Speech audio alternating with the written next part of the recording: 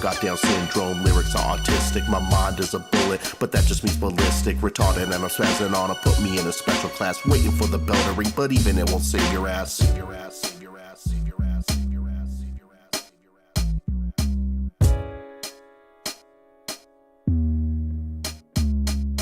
Tollyrot again, bragging about a middle class. Same damn mundane day, gotta hit it fast. Considering where I've been, I have to sit and laugh. An old man with a bold plan who got a little back.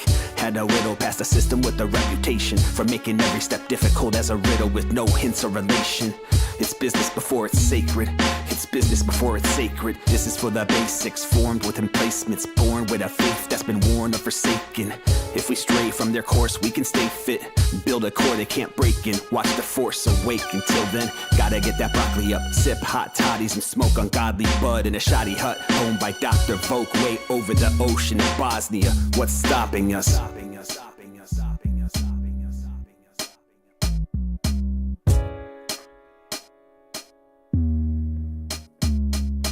Every time my penis is used, it drops a few pew. Whenever I finger bang a chick, my favorite sound effects is pew pew. I need this criminal activity to work out a few more times. I'm done signing my name without reading the paperwork first. April 1st, the worst day for a woman to say she gave birth. Who told you that fool's gold is being sold for the price of diamond? I've been hiding in a psilocybin cocoon. I knew Eisenhower was Caucasian due to the fact his name's Dwight. You should be neutered if you ever have to say I have to ask the white. Words don't cut deep enough when you have half the knife. Welcome to the circus where the accidents happen on purpose. Look closely, you can see the fleas and lice jumping through my dreadlocks. Look at my mask, it's golden.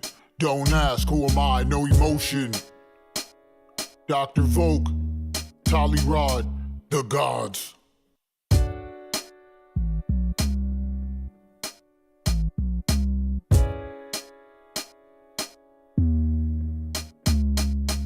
Go Dr. Vogue, bragging about being broke again. Beautiful Kitsuki pottery amongst the shattered men. Matter bends when you apply enough pressure. Pleasure never meant the same heart. So rip these words apart, leave them scattered on the battlefield. Legs and arms, swords and bombs, it never stops. On and on, back in 94 I was a real young kid. Now I'm bald Buddha dwelling in the city where the rain lived. Climb the path to power and the only route to glory is a true story written in parable and allegory. Bad people doing bad things for good reasons. Sad people, suicide is the way to freedom. Flow got down syndrome, lyrics are autistic. My mind is a bullet, but that just means ballistic. Retarded and I'm spazzing on to put me in a special class. Waiting for the bell to ring, but even it won't save your ass. Save your ass, save your ass, save your ass, save your ass, save your ass, save your ass, save your ass.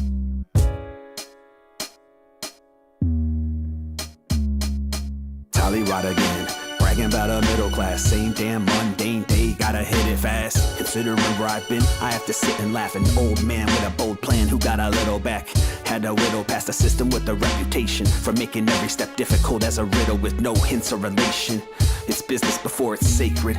It's business before it's sacred. This is for the basics, formed with emplacements, born with a faith that's been worn or forsaken. If we stray from their course, we can stay fit. Build a core they can't break in. Watch the force awake. Until then, gotta get that broccoli up. Sip hot toddies and smoke ungodly bud in a shoddy hut. Owned by Dr. Voke, way over the ocean in Bosnia. What's stopping us?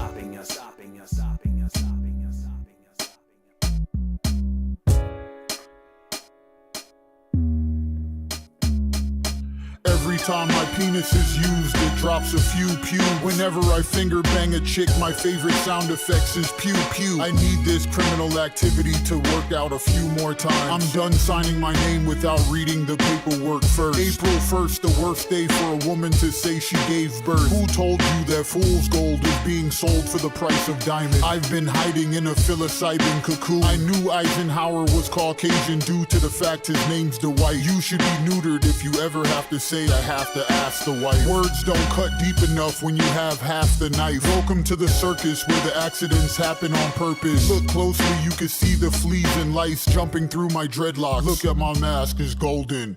Don't ask, who am I? No emotion. Dr. Voke, Tollyrot, the gods.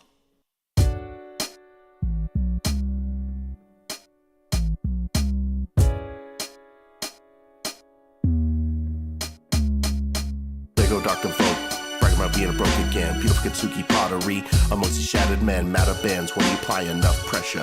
Pleasure never meant the same heart. So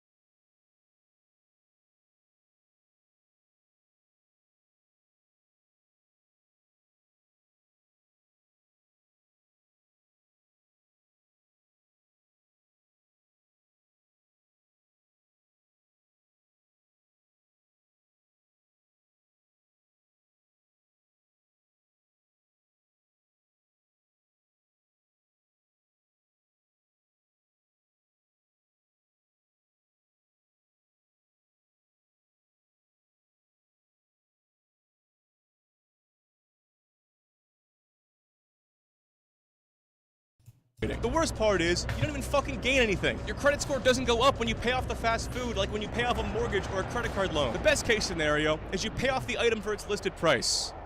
The worst case scenario is that you go into a fucking downward death spiral of debt. Pass the AI-driven vibe check and you will be deemed worthy to finance fast food. And this was Klarna's gambit all along. Monopolize a market completely driven on impulse.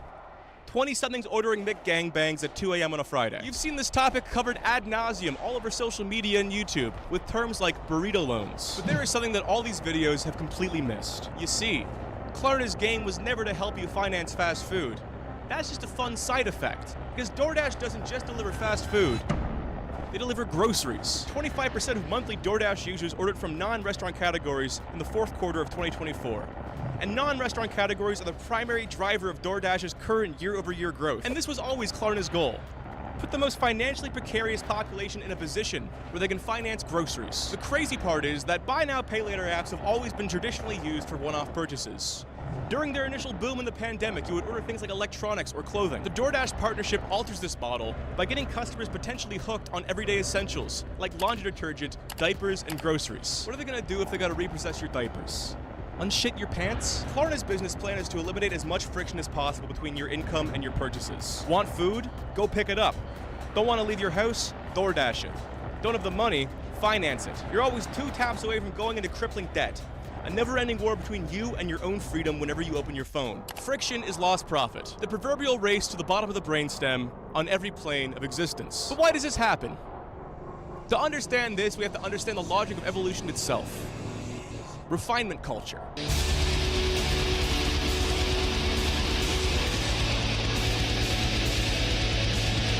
Imagine if the entire universe was Ocarina of Time. The Big Bang happened on November 21st, 1998, the day the game was released. Ocarina of Time was known for its magnetic storytelling, exploration, and complicated puzzles. The Water Temple daunted all without a guide or older brother to lead one through its labyrinth. But as the game ages, as time goes on, strategies emerge. Fast forward 4 years to 2002 and one could access this comprehensive game facts guide, guiding players through the game's least accessible aspects. Players began to master the game's mechanics, doing that weird back hop thing and beating it in under 4 hours. Move forward to around 2006 where skips and exploits emerge, knocking the game's completion time to under 23 minutes by 2013. Wrong warping, stale reference manipulation, arbitrary code execution, all refining the process of game completion to where the current record sits around 3 minutes and 50 seconds. The game's storytelling and optional mechanics become entropy, an inefficient friction in a process that is nearly perfect. For one to enjoy the game in the way it was supposed to be enjoyed, it must be played intentionally. Exploits, glitches, and completing the game as an end goal must be purposely avoided. Okay, wait. Maybe this example is too abstract, and I'm schizophrenic. So, okay, how about this? Refinement is the process of knowledge building upon itself to find the most optimized course of action. This is perhaps the single greatest human advantage. Take a look at this chart of car colors over the past 30-ish years. Unsurprising to anybody who has left their home in the past month is the fact that our roads are now dominated by black, white, and silver cars. Or this chart, showing the change in fonts used by different brands. Average basketball shot locations from the year 2000 versus the year 2023. Carcinization. The convergent evolutionary pattern where all non-crab crustaceans eventually merge to become a crab. These are all examples of refinement culture. There is an ideal way to throw a basketball. There is a car color that is most marketable. There is a perfect way to be a crustacean. And these truths emerge through time. This is because refinement is an inherent quality of time itself. The longer a process plays out, the more optimized it becomes, and the more inefficiencies or entropy are created. And nowhere else is this process more present than the free market. In an email to Vox in 2019, the philosopher Nick Land said that modernity has capitalism, the self-escalating techno-commercial complex, as its motor. This concept of self-escalation is analogous to refinement. Capital always seeks the path of least resistance, an ever-frictionless relationship between consumer and consumed. This is the reason all developed societies transition from manufacturing to service-based economies. Service allows capital to flow more freely, as it doesn't require physical goods to hold value. The ethereal nature of value is far more congruent with service economies as they move away from material goods. Service economies are contingent on education, entertainment, hospitality, IT, and fintech. And furthermore, services are infinitely scalable. A service economy, untethered from material objects, hinges on attention towards the service. If I make a YouTube video, the only cost of that video is the time it took to make it. But the video itself is an infinite resource. It can be viewed one time, it can be viewed 10 million times. I don't need to make a video for every viewer. And that video's value to an economy is predicated on how many times it has been viewed, how much attention it's received. A process of value production that is, for all intents and purposes, infinitely scalable. This process of refinement towards frictionless exchange is the unavoidable endpoint of the market. And all of this is to say, one should not be surprised with the fact that Klarna now allows you to finance a burrito. The Klarna-DoorDash partnership makes perfect sense when you realize that refinement is unstoppable, allowing consumers to accrue debt through impulsive fast food purchases. Or better yet, allowing them to go into debt for everyday essentials. Saying the market will always refine is like saying the sun will shine tomorrow. It always will. And if it doesn't, we're probably dead. Like an arms race between viruses and antivirus software, capital will always outpace its detractors. This sucks. I know I sound ambivalent, but I'm going to go out on a limb here and say this isn't a good thing. Refinement itself isn't inherently bad. It's just a process. Basically, any modern luxury we take for granted has come through the process of refinement. But within this refinement is the inherent contradictions of capitalism itself. Something that has been written about for over a century by thinkers like Karl Marx and Henry George. The fact that the more capital optimizes, the more it concentrates, the less people have the ability to participate in the market. We ourselves become inefficiencies in a process that seems to no longer need human input or participation. For every constructive force, there's an equally destructive force. Nick Land famously said, "Nothing human makes it into the near future," a statement that grows eerily foreboding as we refine ourselves out of existence. The Klarna-DoorDash collaboration isn't just bad. It's a product of something deeply horrifying. But it wouldn't be an art chat video if I didn't remind you that you have free will. It's easy to speak of these things in the abstract, to talk about the end of society as if it's a movie plot playing out. You aren't a mindless process playing out like a line of code. You're a human being. You decide whether you want to go into debt for pizza. Is capital a never-ending refinement machine that wants to optimize you out of existence? Yes, I just went through all of that. That doesn't mean you can't turn this video off and go call some friends up for a beer. Delete all the food delivery apps off your phone this second, and never kill yourself.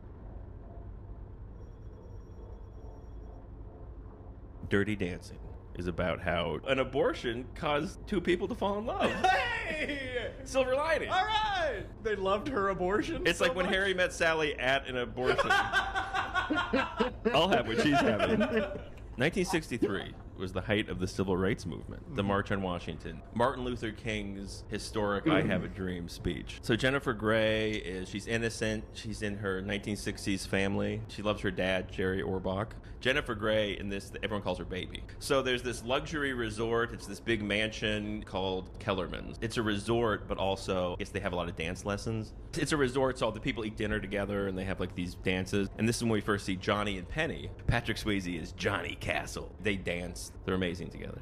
She's naive and she wants to experience the world, and Jennifer Grey wanders to the staff quarters. And there's one of the dancers is, well, this guy just has too many watermelons. He has 3. So he's like, it's against the laws of nature and the resort for you to mingle with us. But if you could carry one of these watermelons, you can come. So then she goes into the staff quarters. Now this is the real dance, and this is dirty poor people dancing. Oh. It's so humpy. Johnny comes in, but then he dances with her a little bit. He gives her a little bit of the Swayze dirty dancing. So he dances with her real good, and then just stops, and then she like keeps dancing. It's like when you come, and then the woman's like, no, what do we? It's such a post-cum. The woman's like, no, can we could you just rock with me? Dude, just keep it hard and keep it in there just for a second. I'm close too. And he walks away. So the owner's weird grandson's showing Jennifer Grey around. We see in the kitchen, she sees Penny is crying. Jennifer Grey goes and gets the watermelon guy. The watermelon guy gets Johnny. Now all 3 of them go to see what's up with Penny. And then she explains that she's pregnant. Robbie, the asshole waiter, did it. He has the money. He won't pay for it. And then this is when Baby says she wants to pay. So Jennifer Grey confronts Robbie. Why won't you pay for it? And Robbie says, look, in this world, some people matter, some people don't. Oh, dude. And he goes, it's all right here in this book. And she shows her The Fountainhead by Ayn Rand. It's a brutal takedown of the philosophies of Ayn Rand. Ayn Rand radicalized a waiter. Yeah, what if he's like, look, a lot of fucked up things happen in this world. And he shows her Dr. Seuss's The Places You'll Go. It's right here in Seuss. So she gets the money from her dad, and she gives it to him, and they're like, the only appointment we could get for the abortion was on Thursday, and that's like our big gig at a different hotel. And then Baby's like, I'll do it. I'll take your dancing gig. This whole thing happens because the other woman can't do it because she has to go to her abortion appointment. But it's also because it's the busiest abortion clinic in the Catskills. Yeah, like, it's really popular. It's so popular. Like, is Matt Rife performing the abortion? So now she's going to do the big mambo gig. They're falling in love while they're practicing the mambo. And then they do it in the water, because the famous thing is there's a lift. So they do the act. She does a pretty good job, but she gets scared and she doesn't do the lift. Oh, and then they come back, and Penny, she's in a lot of pain. She's on the bed. They were like, apparently it was a bad abortion. No! They were like, the guy, he had a dirty knife. He was like, it was kind of a back alley, semi-botched. The side of his van said abortions and carpet cleaning.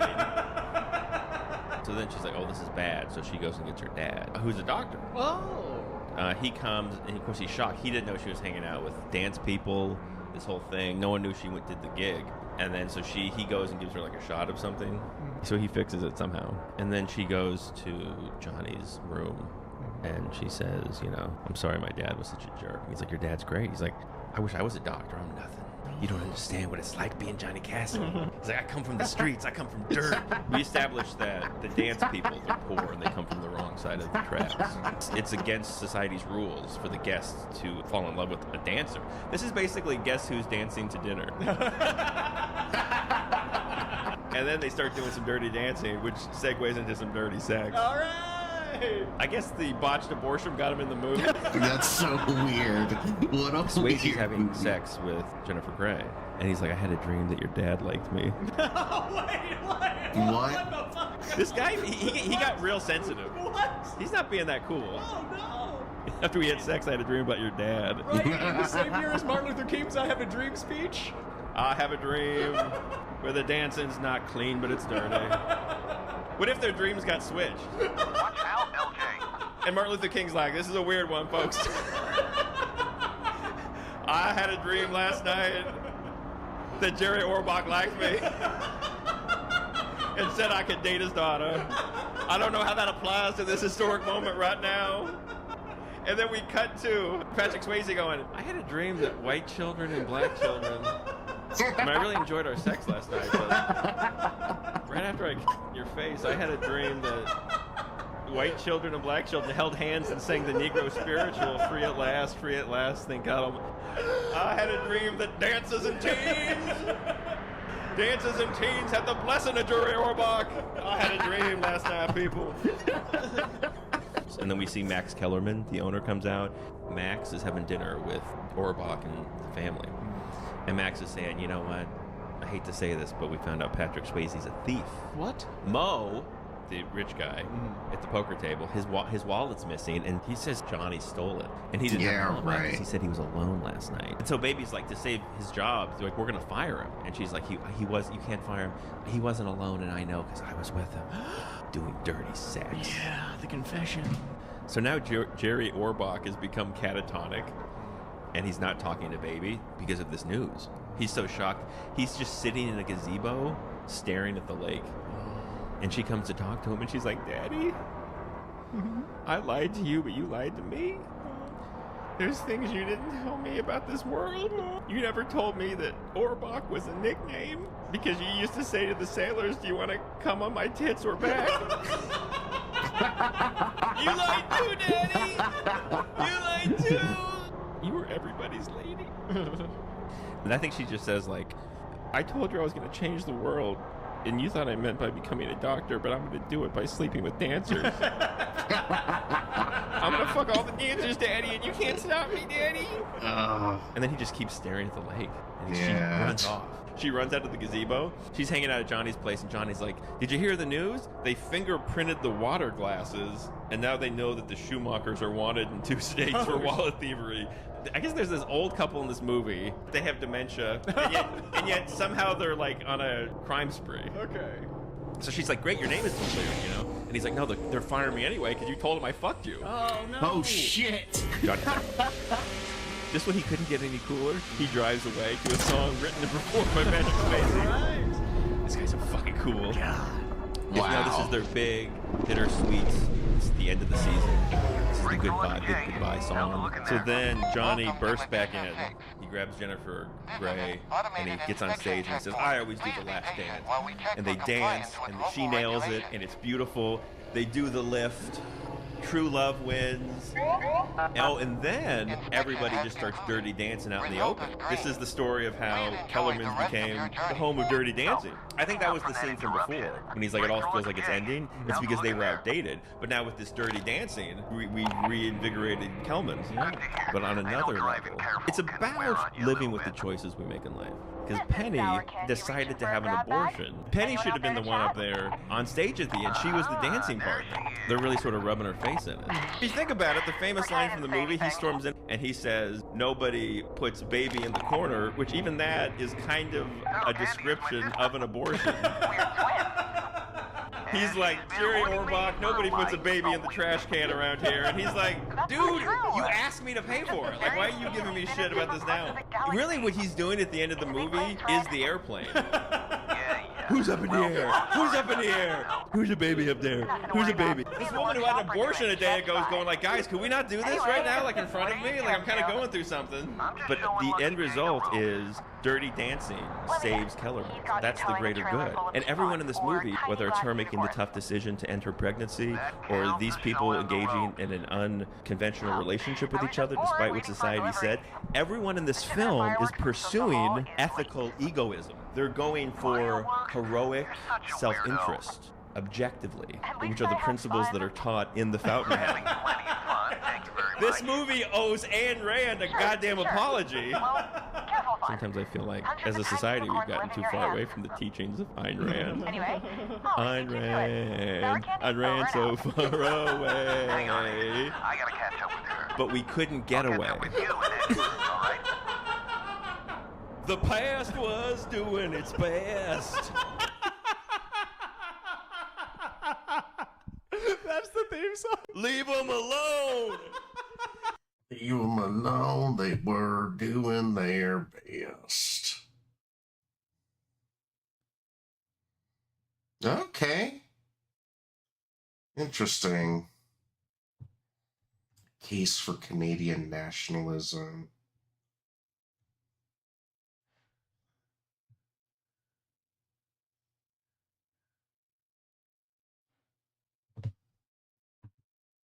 The worst mom on YouTube. The guy that shot those 3 kids up in Washington. Tarzan Boy. I don't think I've ever heard that song.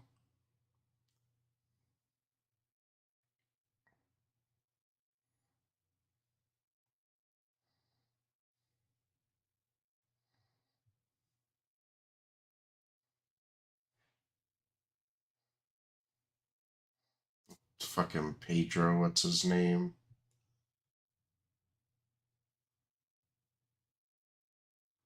Jem's China cartoon? Uh-oh. I didn't know. Oh, that's funny.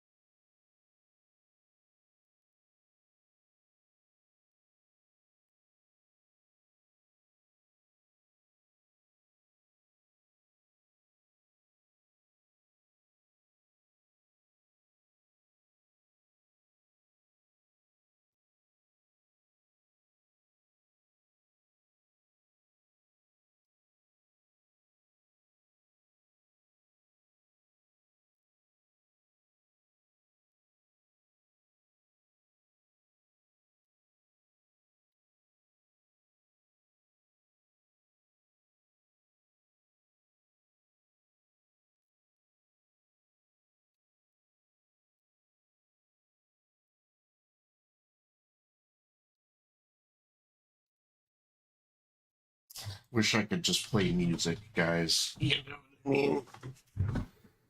mean? But they'll fucking pop us. We don't want them to pop us. Pop us, slop us.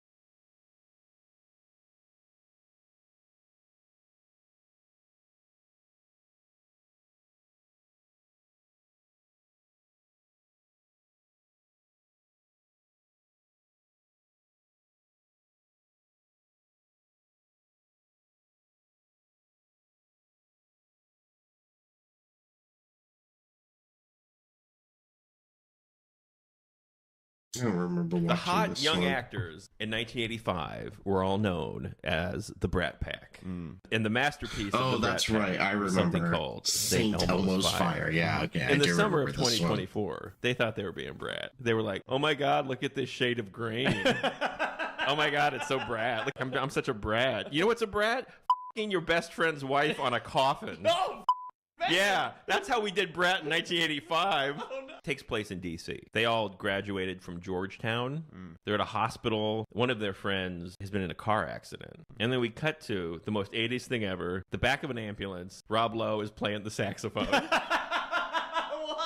It doesn't get any more 80s than this. And he turns to the lady in the ambulance and goes, "Do you believe in unprotected sax?" We found out he wrecked Mayor's car. Wendy, that's the Mayor Winningham character. He gets arrested for drunk driving, but they bail him out. Then we show up. Everybody meets at St. Elmo's Bar. McCarthy, he's the cynical one. He's very witty. He wants to be a writer. Judd Nelson's dating Ally Sheedy, and he's into his political career. We find out that Rob Lowe has a wife and a kid, and he's getting in car accidents and hanging out with his buddies. And they might just live on a park bench. I don't know. He's not supporting them. This is a new Rob Lowe. Yeah. This is a new Lowe. This is a new Lowe. So then they go to the ladies' room, and Demi Moore is like to Mayor Winningham. She's like, "You got to stop hanging out with Billy. He's just using you. He just wrecked your car. He's a problem." And she's like, "I know, but I love him. I'm addicted to Billy. I can't be choosy on account of my fat thighs." Well, she says, why do you have such low self-esteem? Why do you let men treat you like this? And she says, "Well, I'm fat." She says, "You're not fat." She's like, "My thighs are fat." And Demi Moore's like, "Well, I mean, you got me there." Oh, and then when Emilio Estevez, he's dressed like a TGI Fridays waiter. I guess he works at St. Elmo's. Oh, okay. He sees at the hospital in the emergency room Andy McDowell. Oh, They were in God. college together for a year. She's like, "Oh yeah.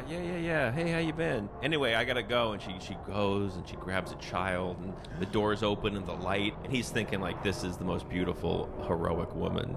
He's in love. A love that will obsess him for the rest of the film in unhealthy ways. Oh, Emilio! The rest of this movie, Emilio Estevez is being a real Charlie Sheen. Demi Moore, she sits Andrew McCarthy down and she's like, "You know, you never made a pass at me. You were the one guy in college who didn't try to and successfly sleep with me." This is a confrontation she's having? Yeah. This is a crazy confrontation for I two was friends so to full have. of cum. They called me the substance. And then she goes, I know what your problem is. You're gay. She says, "You're gay." He says, "And you're in love with Alec because you're over there all the time." And she's like, "Don't worry, I'm going to introduce you to my decorator, Ron." I mean, is he gay? It seems like he's gay at this point. Okay.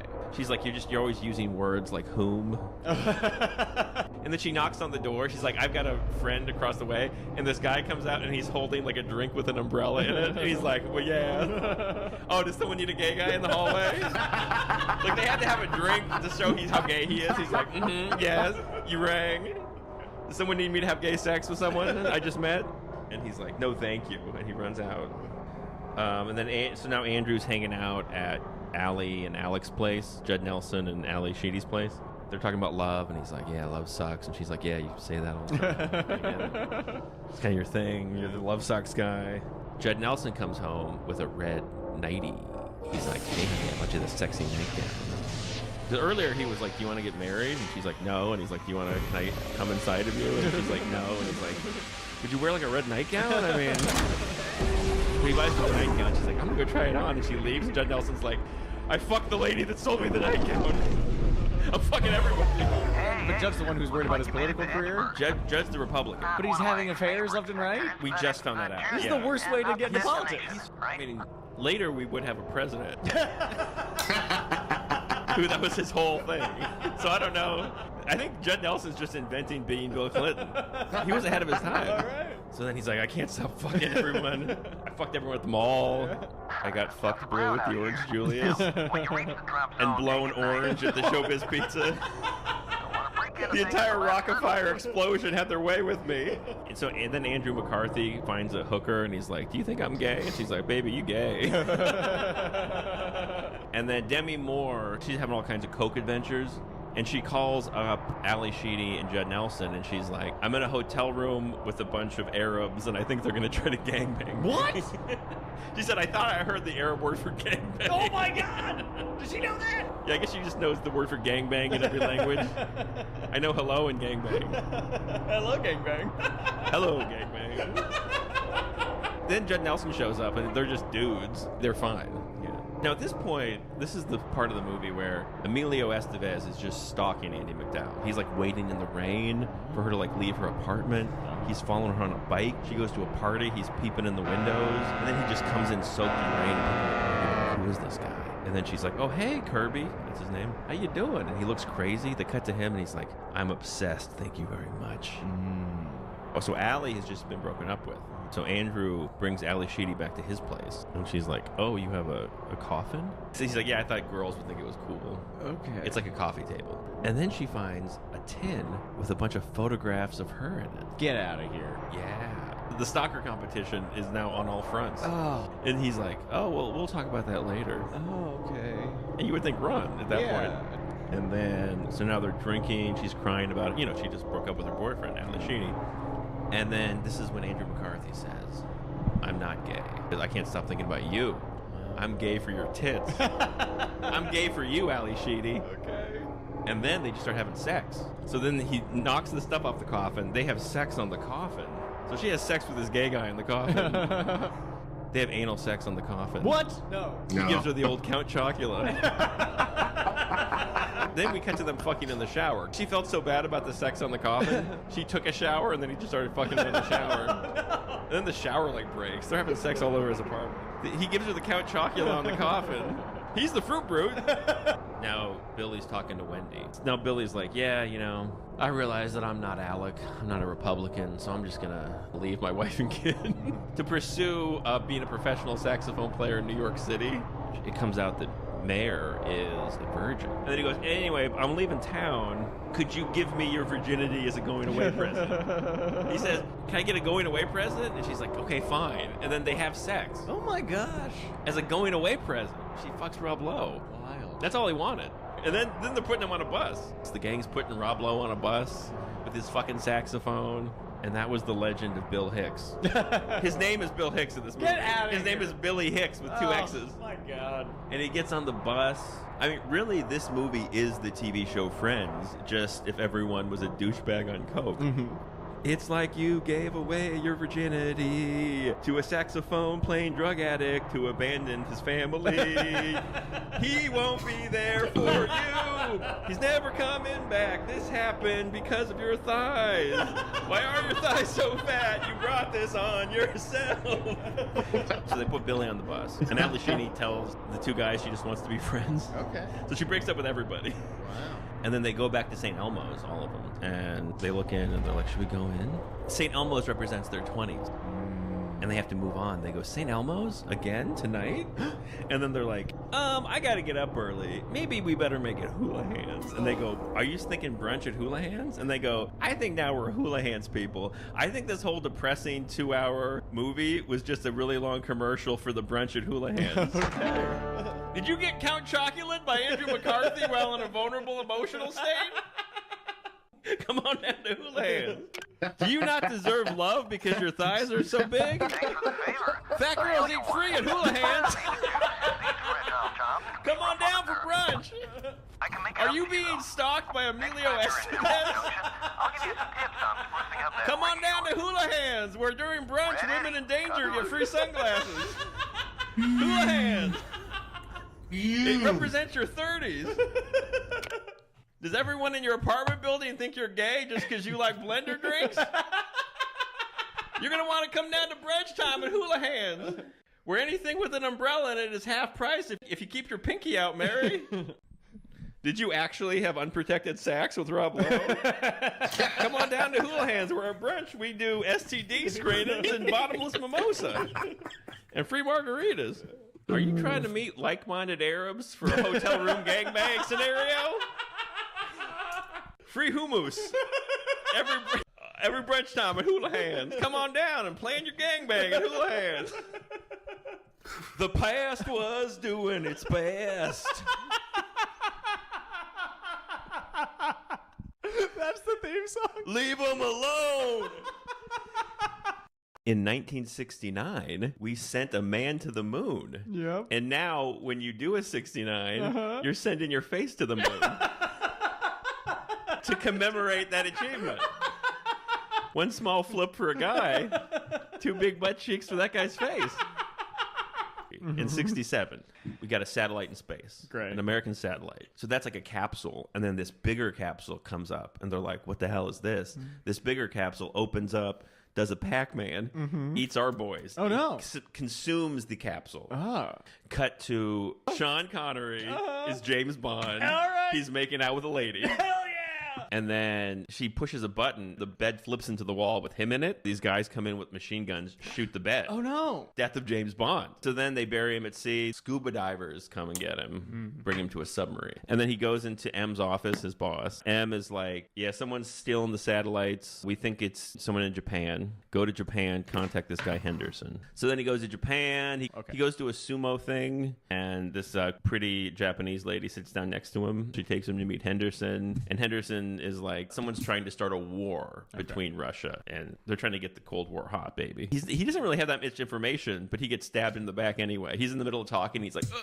So someone stabs him. He chases that guy down. He stabs him. But then there's a guy waiting for that guy in a getaway car. So he puts on his coat, and conveniently, he has like a COVID mask. And then he acts like he got stabbed. He's like, just drive the car. He drives him to the Osato Chemical Company.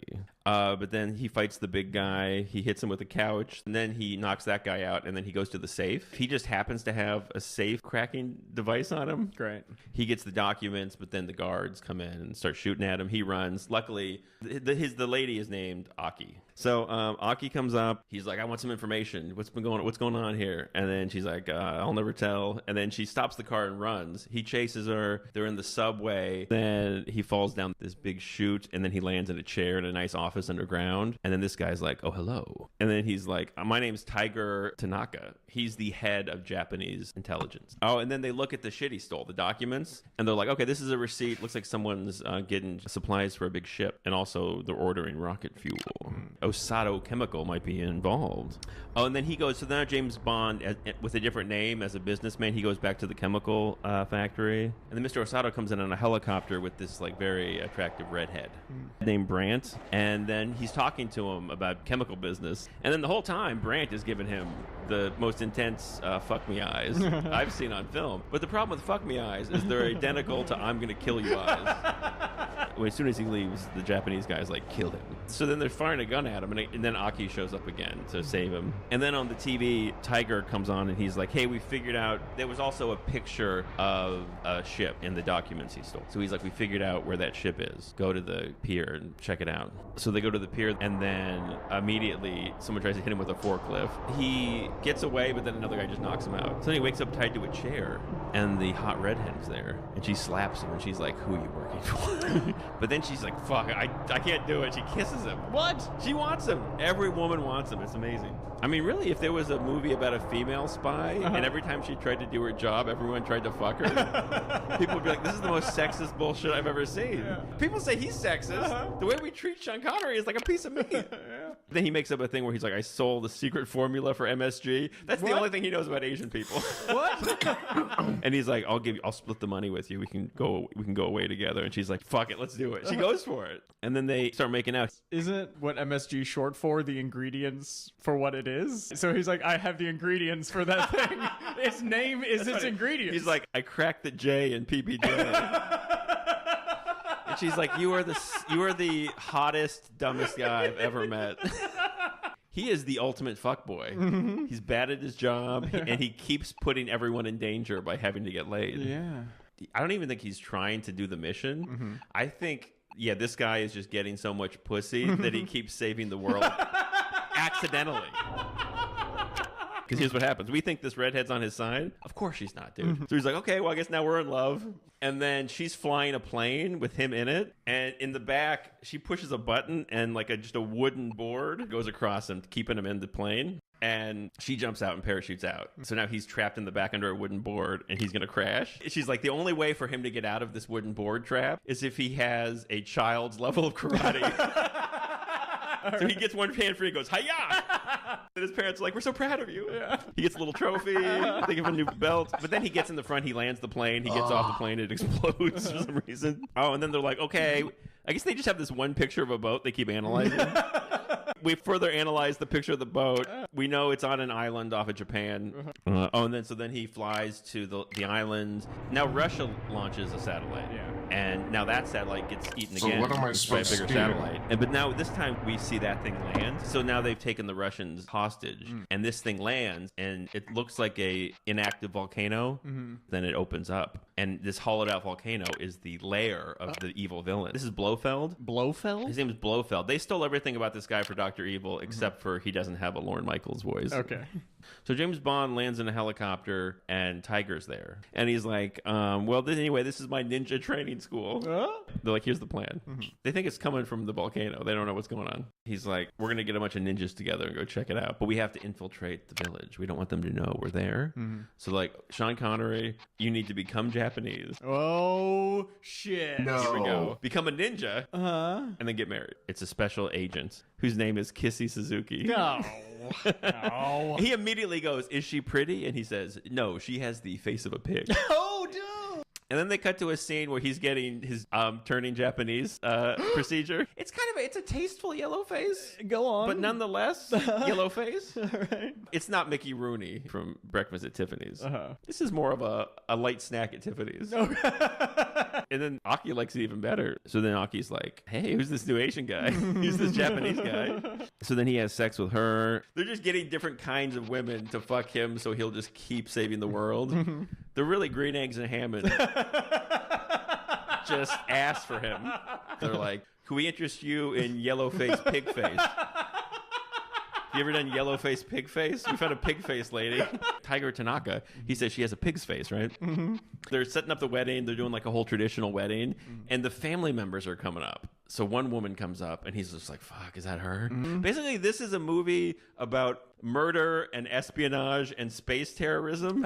And the most tension they build in the whole film is whether or not this lady's going to be ugly.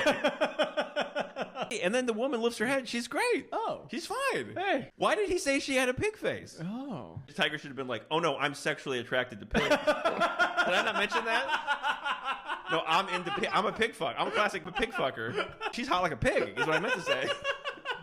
Then they go to the island and they're married. Oh, and then the guy comes back and he's like, more bad news from outer space. So anyway, he's like, hey, the Americans launched another one. And it's tonight. So we got to really go to this volcano. They jump in the water and they swim ashore, and now his yellow face is off. Oh. But then they see a helicopter going into a volcano, and they follow it, and now they see the big thing open up in the base of the volcano, and the giant layer. They figure out where they're at.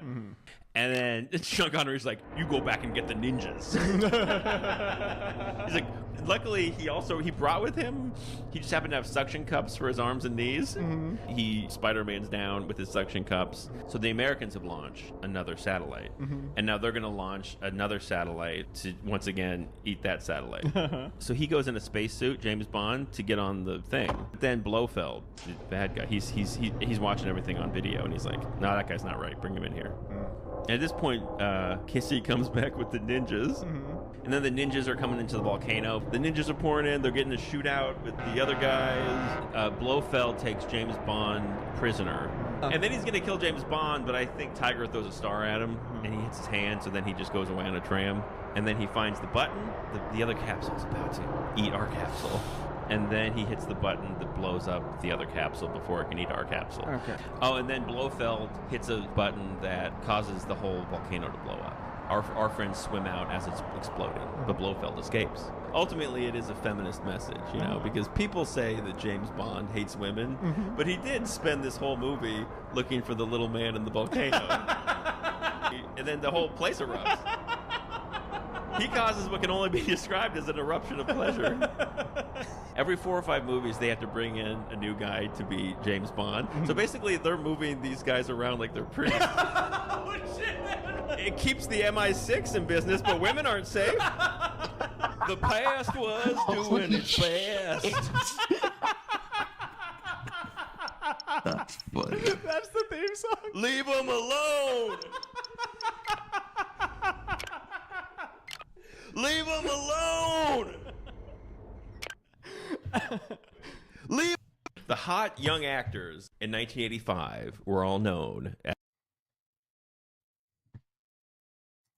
In this movie, Leah Thompson has sex with a duck. Excuse me? I think she does. It's really one of the great unanswered questions of the 1980s. Uh-huh.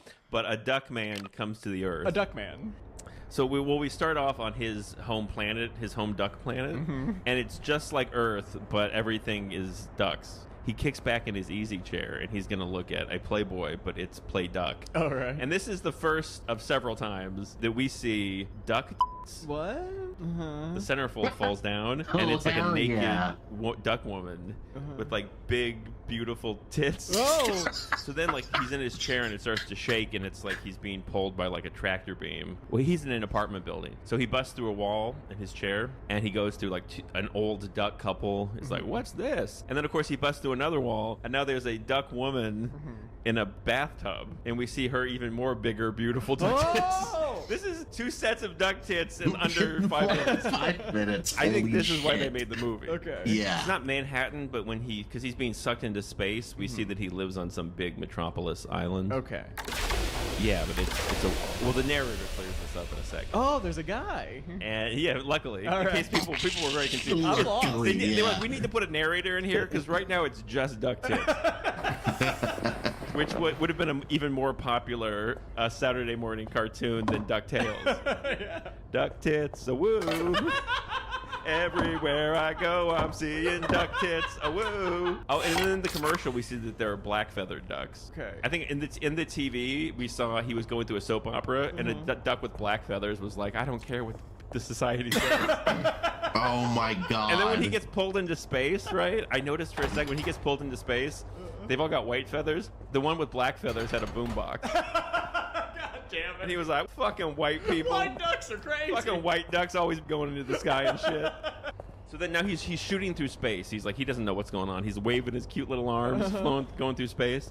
And the narrator now tells us that we're seeing the planets, and the narrator says, every possible reality exists on some planet somewhere that would be a fantasy anywhere else. He's basically saying there is a duck world out there. Great. This was the duck planet. Just deal with it. And he's going through space, which is funny because we already kind of put it together, but just in case, he's like, it was a planet of ducks. He's a duck man. Everybody caught up? Those were duck tits. Just deal with those feelings now. It sounds like, yeah, you don't really need a narrator. Like, if there's a narrator for just any movie, that you don't. And that's the story of The Shiny. Our friend Jack got frozen back there. I guess he learned his lesson. Join us next time, won't you? And that's the story of What About Bob? I guess that guy was retarded, huh?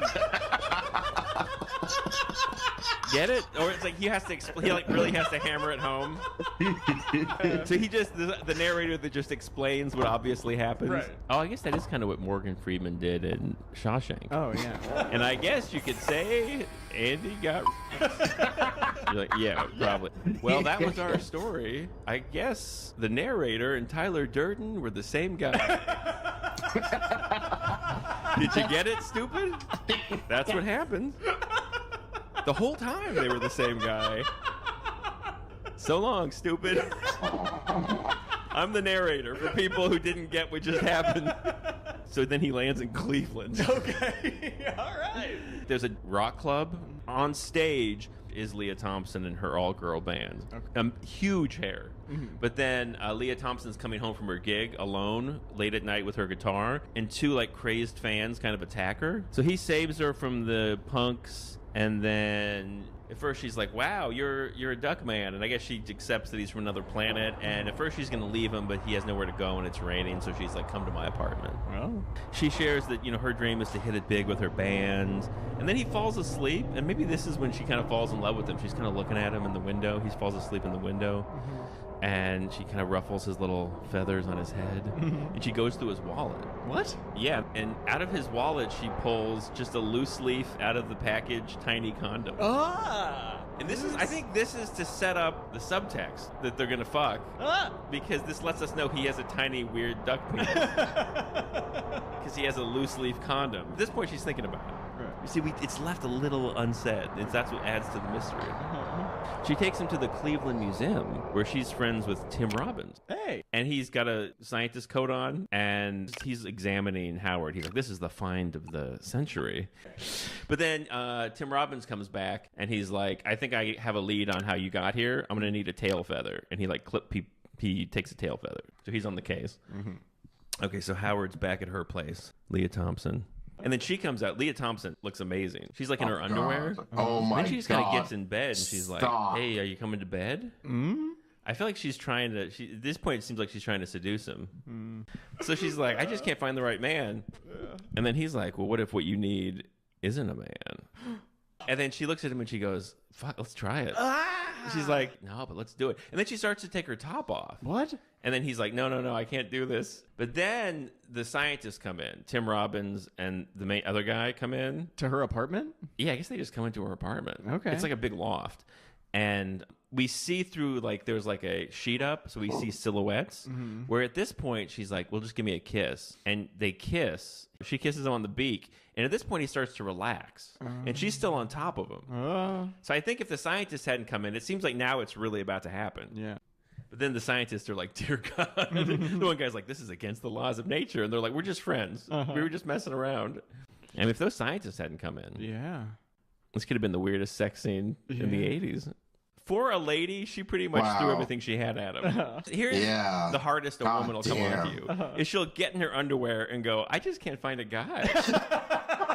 Is my ass not perfect enough? What do you think? Jesus So then Tim Robbins comes in with Jeffrey Jones, the principal from Ferris Bueller. Oh. So Jeffrey Jones says that they've got this giant thing at his lab.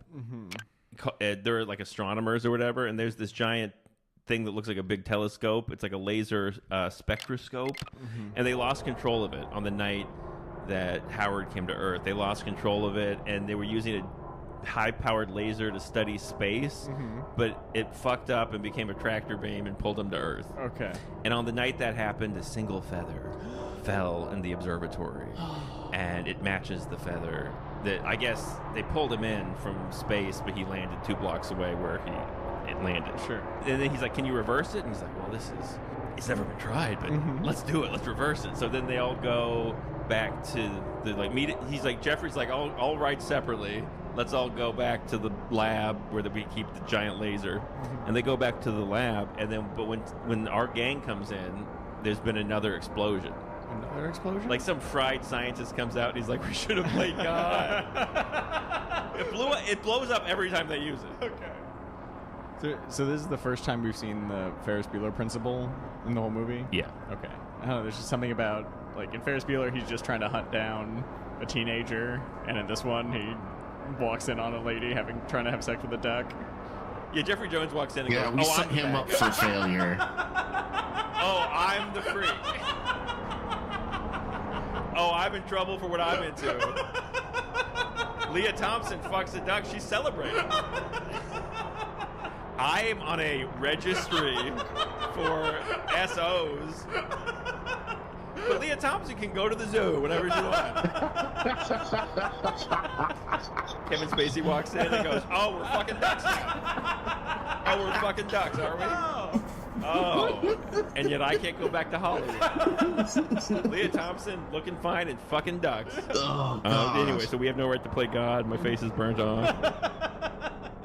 He has the Wile E. Coyote face. It's almost like God saw that they were doing duck fucking down on Earth, and he sent a lightning bolt to burn the scientist's face off. Okay, just give us a sign that this is wrong. And then he blows up a space station. And then she's like, any sign. Any sign. Okay, I guess it's fine. Sends a island to interrupt with Tim Robbins. You know you're having weird sex when a world-famous sex criminal shows up and goes, what are we doing? I heard there was a party over here. Hey, I heard there was a party. I'm on the offender registry, and I brought this guy fresh out of prison. You get your Halloween friend, and let's have a party. I'd like to tell you they didn't all take turns on the duck that night. but I would be telling a lie. The past was doing its best. Oh no. That's the theme Oh song. no.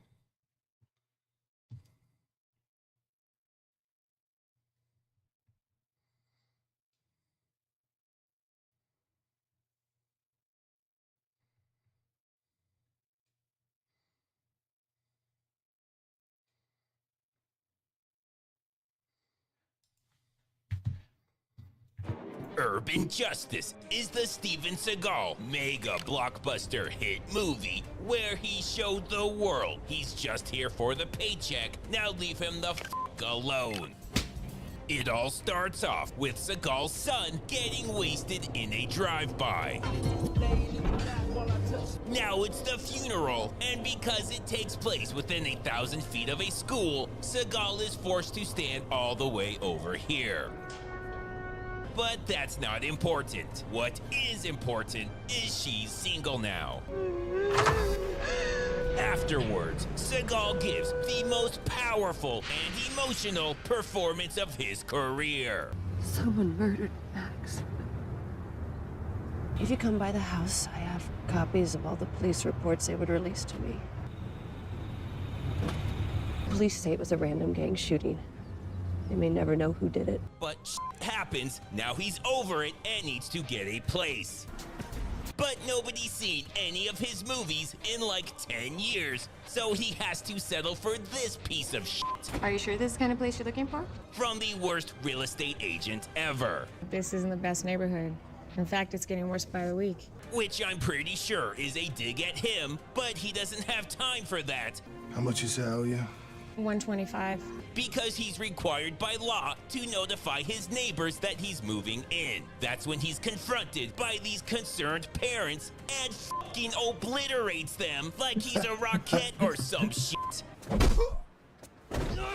And sends them off with a message for the other parents. They're not safe. You understand me? Now he's trying to solve his son's murder, and while a picture of him is a pretty solid clue, he quickly realizes he has no fucking idea what he's doing. So he goes to the police station, but they're just as incompetent as he is. The chances of finding your son's killer are slim to none. But Seagal doesn't do slim. So after rocking his fucking world by prank calling him like an 11-year-old, Hello? he goes back home, where he finds this guy has broken in. What's up, man? Man, I came here looking for you, man. That shit. Seagal does spend a lot of time under his bed and in drawers. For real, man. I heard you was asking some questions, man. That's about it, man. And he did ask her some questions. Can I see the room? How much you say I owe you? So the story checks out. He tries to help Seagal solve his son's murder. I heard you was asking about Max. But Seagal hates snitches. So you a snitch? So he tells him to go fuck himself. I really don't care, but you're a snitch. After kicking him out, Seagal goes to check out the area his son was killed, but sees an abandoned construction site and decides to check that out instead in hopes of scoring a nudie mag. But son of a bitch, there's just a shitty newspaper with the funnies removed. Before he can even process what kind of sick son of a bitch would do that, he's confronted by these guys. What the fuck's your bitch ass doing off in here? But defuses the situation by talking like this. You know what, man? Luck is a funny motherfucking thing. While they're trying to figure out what the fuck is happening, Seagal seizes on their confusion and starts murdering the shit out of them. Just his movies. Now he can really start having some fun the Seagal way. I'm gonna be doing the fucking now.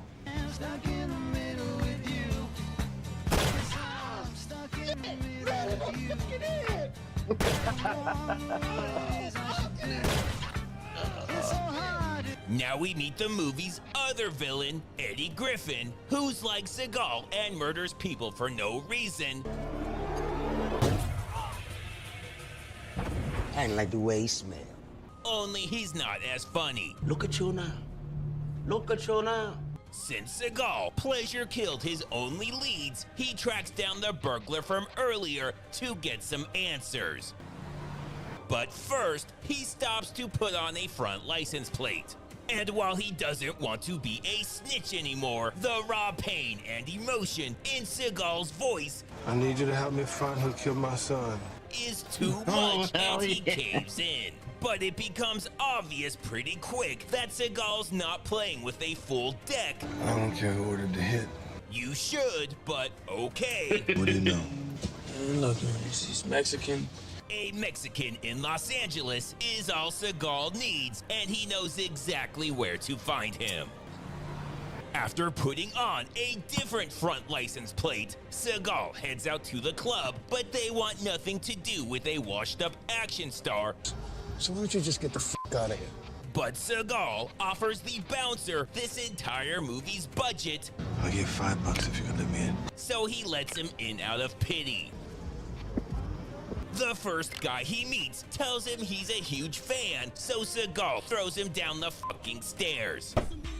Then he spots Johnny 23 and tells him, while 23's a good start, those are fucking rookie numbers, and then tells him the coldest shit you'll ever hear. I look at you, I see a man like me. Now that he's ruined everyone's night, he can leave.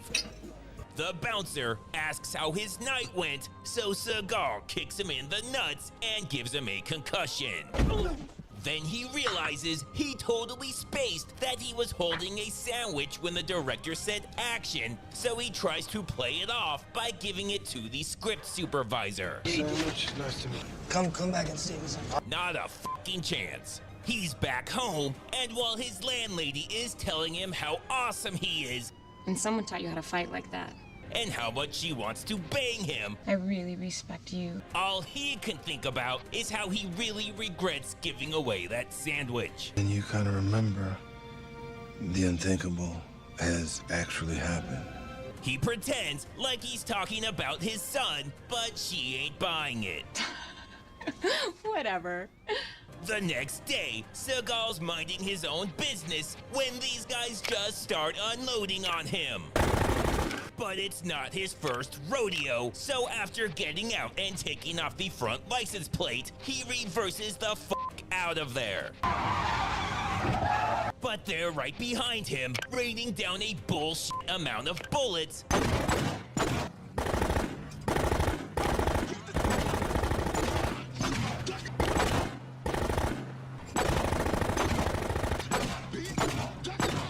But Seagal is more concerned with where the fuck that smell is coming from. Seriously though, what the fuck? It's gotta be that front license plate, so he puts it back on. But that was the wrong one, motherfucker. So he switches it out again, and that is so much better. Now that that's taken care of, he takes out these poor sons of bitches by going Seagal squared. He starts off by yanking the wheel to the left, which causes the vehicle to spin right.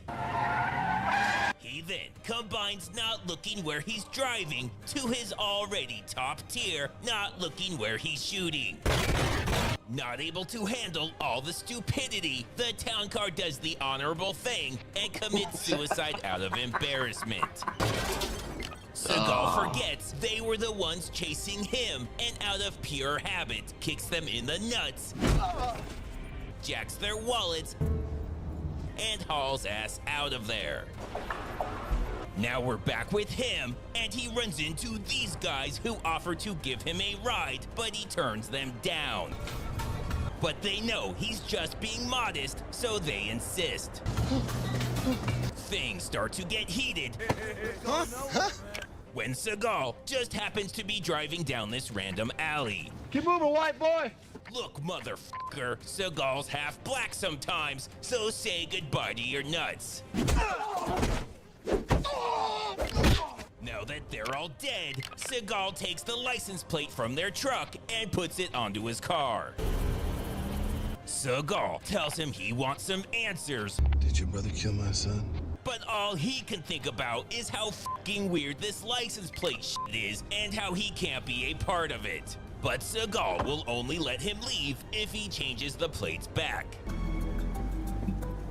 Now Seagal's back home, where his landlady is threatening to evict him if he doesn't bang her. You have to give me something. When Griffin's gang busts in from out of nowhere, but Seagal's reflexes are legendary, and he easily takes out this guy, this guy, this guy, this guy, this guy again, and this guy.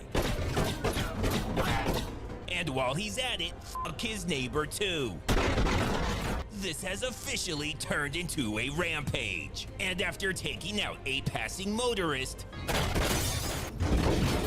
and no-look shooting into a random pedestrian, he's not done chasing that dragon and sneaks up behind this poor son of a bitch.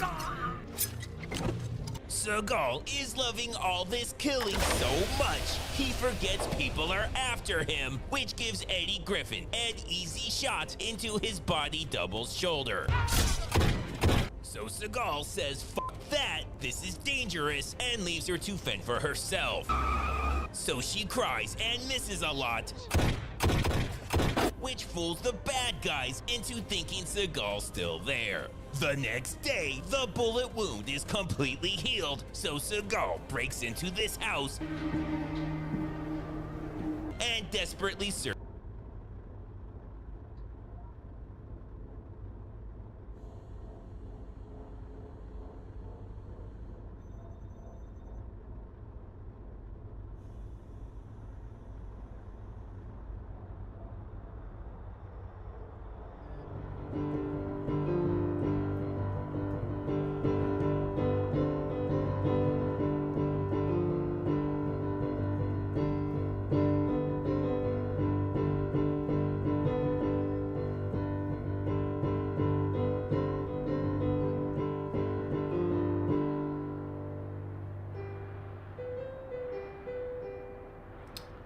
Welcome back to One Hit Wonderland, where we take a look at bands and artists known for only one song.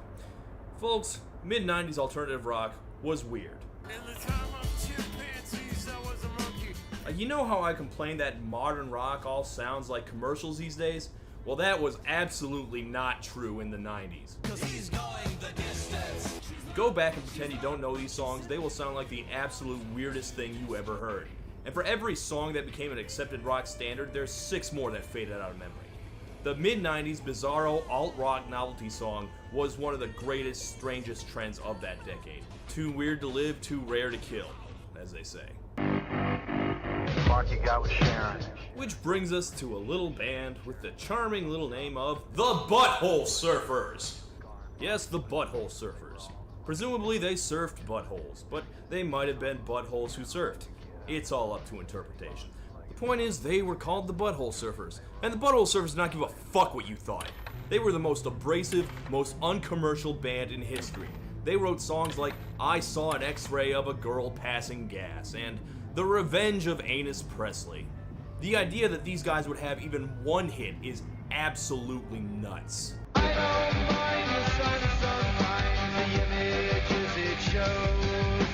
all of a sudden it was 1996, and the Butthole Surfers were actually on the radio.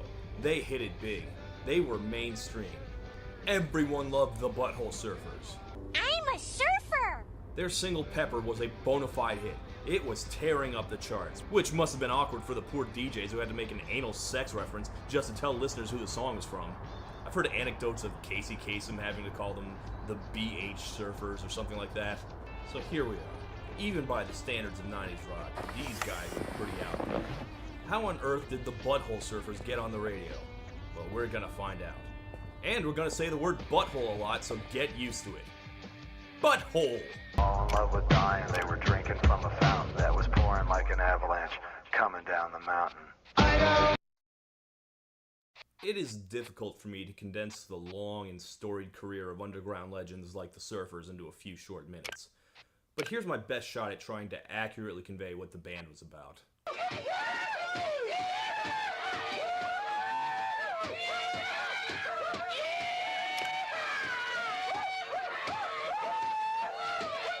That's them at Lollapalooza trashing their trailer.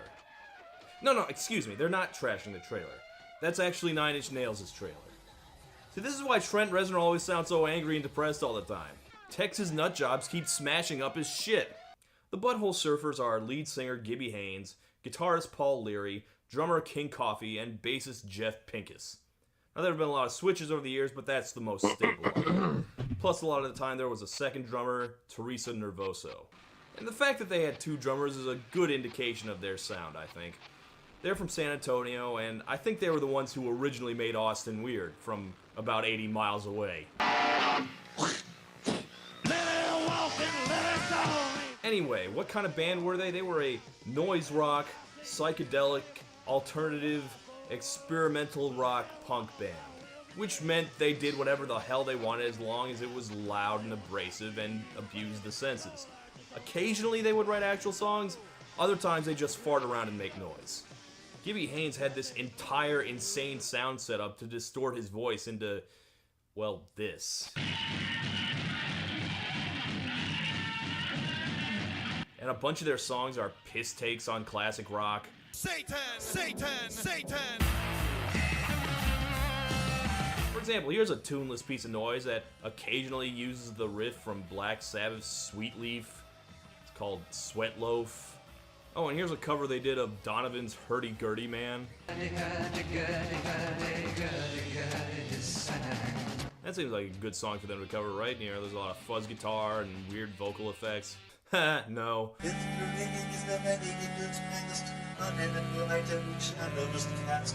No, they just turned it into a joke. They turn up the echo to 11 because they're the Butthole Surfer and they don't need your corny 60s shit. Although they did have this in common with the 60s, they were on drugs most of the time.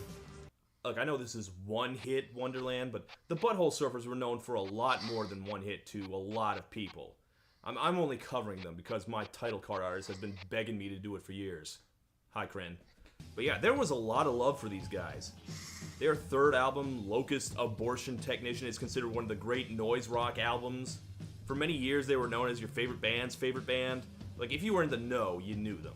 Plus, there were all these crazy stories about them floating around, like how they stalked REM or were having sex on stage. I mean, I was just browsing through old YouTube videos of the concerts, and bam, look at that. Yep, that's Gibby's dick waving right at me. Someone just uploaded that to YouTube. It's still right there. You can find it right now. Alright, so you get the idea, right? A band like that, they're always going to remain under the radar. Absolutely nothing was going to break these guys through.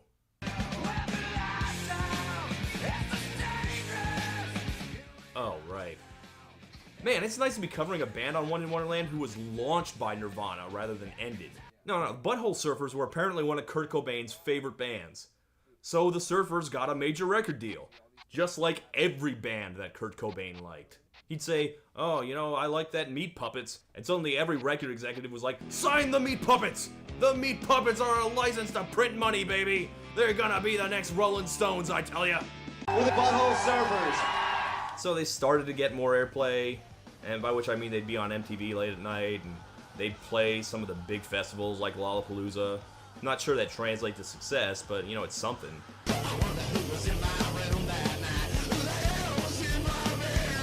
They had a lot of powerful friends. You know, John Paul Jones from Led Zeppelin produced their whole album. And see, that's Flea there in one of their videos. Their lead singer was the guy blabbering gibberish in Ministry's Jesus Built My Hot Rod. I love that song, and I literally just learned that. But this was all just build-up. A build-up to their breakthrough. A time when the Butthole Surfers would be the biggest band on the planet. Butthole Mania, they called it. They got a fluke radio single that got a little airplay. I'm Kurt Loder with MTV News. After 15 years of semi-underground renown, Austin's Butthole Surfers have scored a commercial hit with their single Pepper. So here we are, 1996. The Butthole Surfers released their second major label record, Electric Larryland. You get it? It's like Hendrix's Electric Ladyland, except it's Larry. Because Larry is just an inherently funny name, as of course is the Butthole Surfers. It's called Electric Larryland. Please welcome, making their network TV debut, Butthole Surfers. Kids! Marky got with Sharon, and Sharon got Cherie, and she was sharing Sharon's outlook on the topic of disease. Anyway, the name of the song is Pepper. And Pepper is a song about young people with a death wish. Some will die in hot pursuit and fiery auto crashes. You get a handful of descriptions of the people and how they died, or came close to death at least. Tommy played piano like a kid out in the rain, and then he lost his leg in Dallas. He was dancing with the train. They all kind of seem like useless dumbasses. Mikey had a facial scar and Bobby was a racist. They were all in love with dying. They were doing it in Texas. And some of them kind of need to die. And then there was the ever-present football player rapist. So why this? Why Pepper? Why, after 15 years of not trying, did the Butthole Surfers suddenly reach the mainstream? Well, I can kind of see it. Compared to their earlier stuff, Pepper is a lot more tuneful. I don't mind the sun sometimes, the images it shows. It has a real chorus with a good solid hook around it. The half-mumbled lyrics are kind of weird, but we were pretty okay with that in '96. Beck had primed the pump for that. In fact, they were accused of ripping off Beck at the time. I don't really understand how sampling turns you into Beck. Which honestly, if anything, Beck ripped them off. They've been doing it a lot longer than Beck. Although, that is the Surfers playing the chorus backwards there. Just like they do on Loser.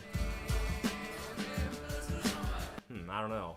Maybe they weren't so resistant to trends as they seemed. Another Mikey took a knife while arguing in traffic. But, you know, this song is still pretty out there, right?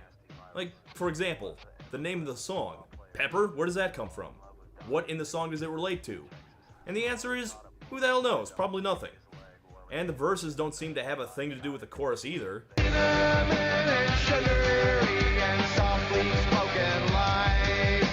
never know just how you look through other people's eyes. Yeah, that's nice. Did you say something about a rapist earlier? And it's certainly not a coherent narrative. Flipper died a natural death. He caught a nasty virus. Ollie caught a bullet, but it only hit his leg. I mean, who are these people? Why do they want to die? Do they even know each other? Like, are they friends? Do they all die? Do they live? I would like to hear how the football player rapist died. You can share that one. So what made this song big exactly? Just saying, well, the 90s was weird, you know, I don't think that covers it. I think there's a more specific thing going on. Now, I'm just going off my vague recollections of my childhood here, but in the 90s, we kind of had this sort of cultural obsession with stupidity. You know how millennials get all sorts of shit for being lazy and entitled and oversensitive snowflakes and so on and so on? Well, buck up, millennials. You got it better than the Gen Xers, whose stereotype was that they were all just complete fucking morons, with their stupid goatees and lip piercings and brain-rotting music. Yeah, this was the decade we coined the word duh. Yeah, Kurt Cobain felt stupid and contagious, and that was the tag that the entire decade got stuck with. You know, they're just stupid to the point of disease. Then he lost his leg in Dallas. He was dancing with the train. They were a song about a bunch of drooling, brain-dead idiots from a band whose name indicated that they were also probably brain-dead idiots. You know, I think that hit a nerve. That hit the zeitgeist. It was what we were about in 1996. They were all in love with dying. They were doing it in Texas. This was the slacker generation. Too stupid to even know that you're not supposed to go die. You're supposed to try to not die, you dum-dums. But all the same, there's also like this kind of romance to it, you know? Some will fall in love with life and drink it from a fountain that is pouring like an avalanche coming down the mountain. This is like the 90s version of the Rebels and the Outlaws. People who live fast and die young. So there's almost like this classic rock feel to it. Reminds me a lot of Steve Miller's Take the Money and Run. Another story of ne'er-do-wells flirting with death in the Southwest. Now, to be clear, Pepper was not actually that big. It hit the top 20 on the rock charts, scraped into the top 40 in radio airplay. You know, it's not humongous. I think it might have seemed bigger at the time because once you hear of a band called the Butthole Surfers being played on the radio, you never forget it. Except we kinda did. We are the Butthole Surfers, and this next song, it's called The Jingle of a Dog's Collar, and it goes like this. This was the only other single off that album, Jingle of a Dog's Collar.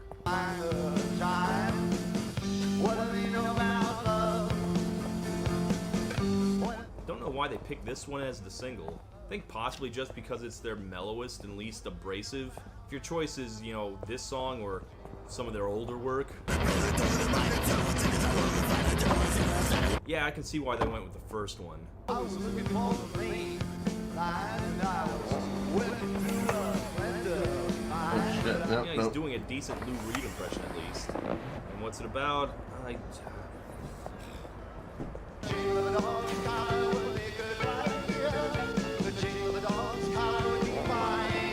do you mean, like in the song? Like it would make good instrumentation? Like, you can add that in. I'm not sure it's really adding anything musically. But you are right that a jingle of a dog's collar is always a welcome sound, assuming there's a dog at the end of it. Always a good time for a dog to come jump on you. Isn't that right, puppy? Mwah, mwah. Who's a butthole sniffer? Oh, he's a good puppy. To be honest, I've really grown to like this song.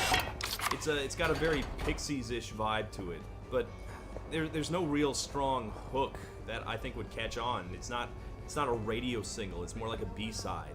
Even by mid-90s standards, I think this might be a little too avant-garde for rock radio. It's still by far the most successful of their albums, though, but it didn't really translate into a lasting fan base. I used to do all my music shopping in the used section, and I guarantee for 10 years after that album came out, you could find like 10 copies of Electric Larryland in every used CD rack. The mainstream had one taste of butthole, and they decided they didn't like it. Yep. Yeah, they did have one other song you might maybe recognize, The Shame of Life. I love the girls and the money and the shame of life. It took them 5 more years What? to release another album after Pepper because of lawsuits and shit. But they did get a little bit of airplay off of their lead single, Shame of Life. It was on a bunch of soundtracks, had a tiny bit of radio play, and you know, this is the one I always really liked by them. Which is funny because when I was doing the research for this episode, I found out that I'm pretty sure they hate it.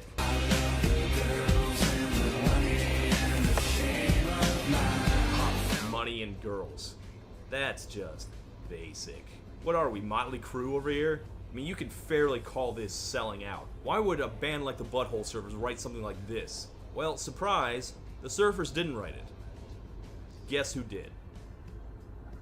Guess. No. I'm dead. It's not real. Yeah, That's no not kidding. real. Apparently Kid Rock, at the height of his fame, wanted to sample one of their songs, and they let him repay them by having him write the chorus for their big radio single. And this is what he came up with, The Shame of Life. The Surfers said they were, quote, horrified because it was, quote, so, well, bad. But they worked with it and came up with something about crack-smoking squirrels to try and make it fit. And there were girls petting squirrels and there were squirrels smoking crack with them. I don't know, I really liked it. And after that, no, nothing. They've never released another album since. They've toured a few times, but no new music. But last year they started kicking around maybe making something new after a 16-year hiatus. I mean, why not? The members of this band are 60 years old now, but if they still got it, sure. Did they deserve better? You know, you asked that question like they wanted better. They demonstrably did not. I think one hit was pretty much all the hit they needed. If they wanted more success, they'd have picked a different name. They weren't trying to have hits, they made the music they wanted, and they are legends because of it. And in between their weird career, there was this one brief hit that happened as one last troll of a joke that hit like an avalanche coming down the mountain. Did they deserve better? Fuck you!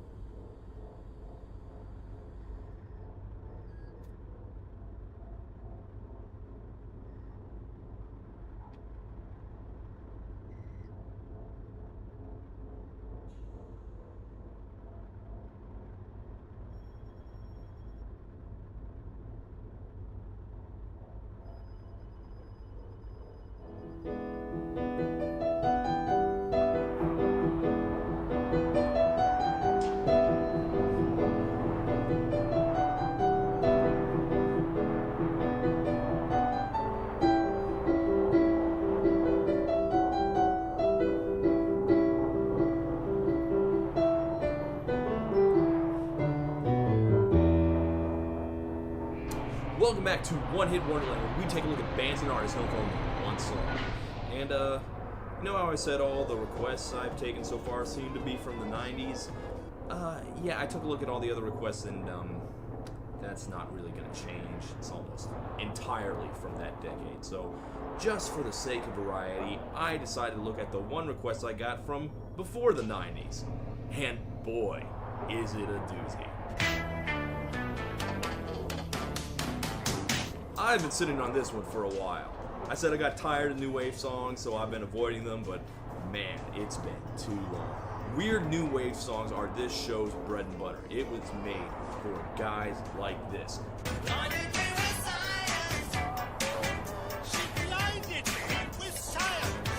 This guy is named Thomas Dolby, and he hit the big time in 1982 with his weirdo novelty smash, She Blinded Me with Science. It's a strange song that's hard to imagine existing at any other time. I honestly don't even know who this is for. Like, how do you listen to it? What am I supposed to do with this? But it certainly has its fans. I have a friend who says it's his favorite song of all time. What? Look. Yes, I can confirm that my favorite song is in fact Thomas Dolby's She Blinded Me with Science. Thanks. And, two quick follow-up questions, Brad. 1, really? And 2, why? Come on, the song's like poetry in motion, man. And it combines several things that I love. Mad scientists, one-hit wonders, and it is the most 1982 of 1982 new wave. I guess that makes sense. Also, I was on a lot of drugs in my 20s. That also makes sense. Drugs are science, too. But yeah, when MTV first hit, it seemed like stuff like this was all they played. Synth pop had already been tagged as music for nerds, and She Blinded Me with Science was the logical outcome. A herky-jerky pop song by a guy who looked like the goddamn Reanimator. Though of course it's not the best song by a guy that looks like the Reanimator. That of course would be Move Your Dead Bones by Dr. Reanimator. Again, that is Move Your Dead Bones by Dr. Reanimator. I will bring this song up at every opportunity. But we probably wouldn't have Dr. Reanimator without Thomas Dolby, and for that we owe him a serious debt of gratitude. So get out your test tubes and pocket protectors, we're going to do a deep dive into science. Which one? Doesn't matter, it's just science! So put on your safety goggles so you don't get blinded by all the science!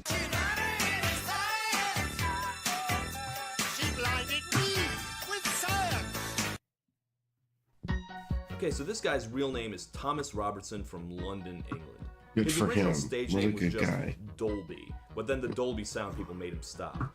But it's a fitting stage name. As you can tell, this is a guy who was really into sound technology.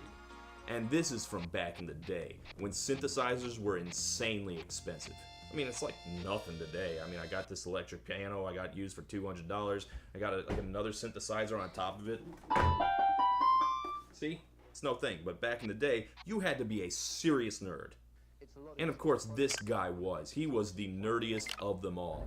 In fact, let's listen to some of the geek-tastic synth pop this guy made.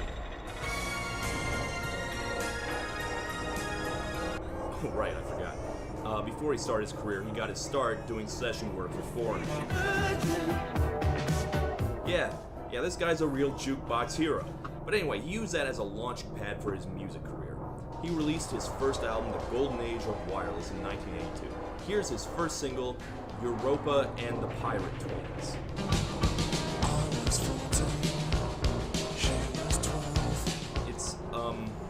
It's about a girl named Europa, and when she and the narrator were kids together, they used to pretend to be pirate twins, and they promised that they'd meet again someday. But turns out she became a movie star, so he can't get in contact with her. Also, there was a war, and people now travel by hoverport. There's a lot going on here. Dolby says he writes songs like a frustrated novelist. And you can tell he was extremely influenced by David Bowie's Berlin work. But what I notice here is that he already has his persona completely nailed down. He said he first tried to be like a new romantic, you know, lots of frilly clothes and makeup, Yeah, no. Just look at this guy. So instead, he decided to lean into the whole nerd thing. His dad was a professor, his siblings were professors, so if he has to dress up, why not just go full Revenge of the Nerds style nerd? He took a look at himself and he said, I should at all times look like I'm cosplaying as Egon in the real Ghostbusters. No, that doesn't even exist yet, I am that forward thinking. The album didn't generate any hits or anything. I kind of imagine the record executives being like, what's with all this crazy shit about satellites? Why don't you write something normal? Why don't you just write a silly love song? And Dolby's like, a silly love song, huh?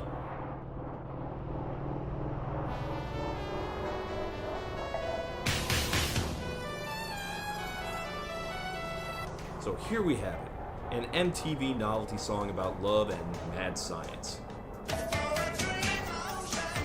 It's romantic, I guess. Unless it's meant literally. Because there are many ways to be blinded with science. My eyes, the goggles do nothing. Now, I want to be clear. Thomas Dolby is extremely legit. He's weird, but he's not a novelty and he's not a joke. But this song is absolutely a novelty and a joke. He calls it the most frivolous song he ever wrote. Which is proof that he's better with words than I am, because I was going to call it goofy as balls. But, yeah, let's go with frivolous. But to me, this is like the inevitable endpoint of all synthesizer songs up to that point. From the very beginning, people associated synthesizers with cold, impersonal technology. All the original generation of synth bands were like robots or mad science beats. He's just doing the most obvious version of that. But also, this just hit at exactly the right time. Science had a real stranglehold on the popular consciousness. Somewhere around the late 70s, early 80s, people started just getting their minds blown by all the new technology. I mean, there's always new technology, but it hadn't affected anyone's normal life for a while. Your average house was exactly the same for 30 years. You got a TV, a car, fridge, phone, some stereo equipment maybe. And then all of a sudden, there's this big leap forward in how you live your life. There are computers. They use those to land on the moon, and now you got one in your goddamn house. You can play games on it, you can type things and print it out on the world's loudest printer. You got like VCRs, video games, you can carry around your music with you. You got a thing that emits radiation and you use it to cook food that you eat. Oh my god! The future is now! We're living in it! My watch has a calculator on it! Science! And it even has an actual famous scientist in it. This guy is Magnus Pike. He was like the Bill Nye of England in the 70s. She blinded me with science! It's kind of amazing to me that this guy was real because he seems like a straight up cartoon, like he's a mad scientist in a kid's show. At the very least, this is a pleasant reminder of the time when musical artists worked with TV scientists instead of releasing diss tracks at them about the shape of the earth.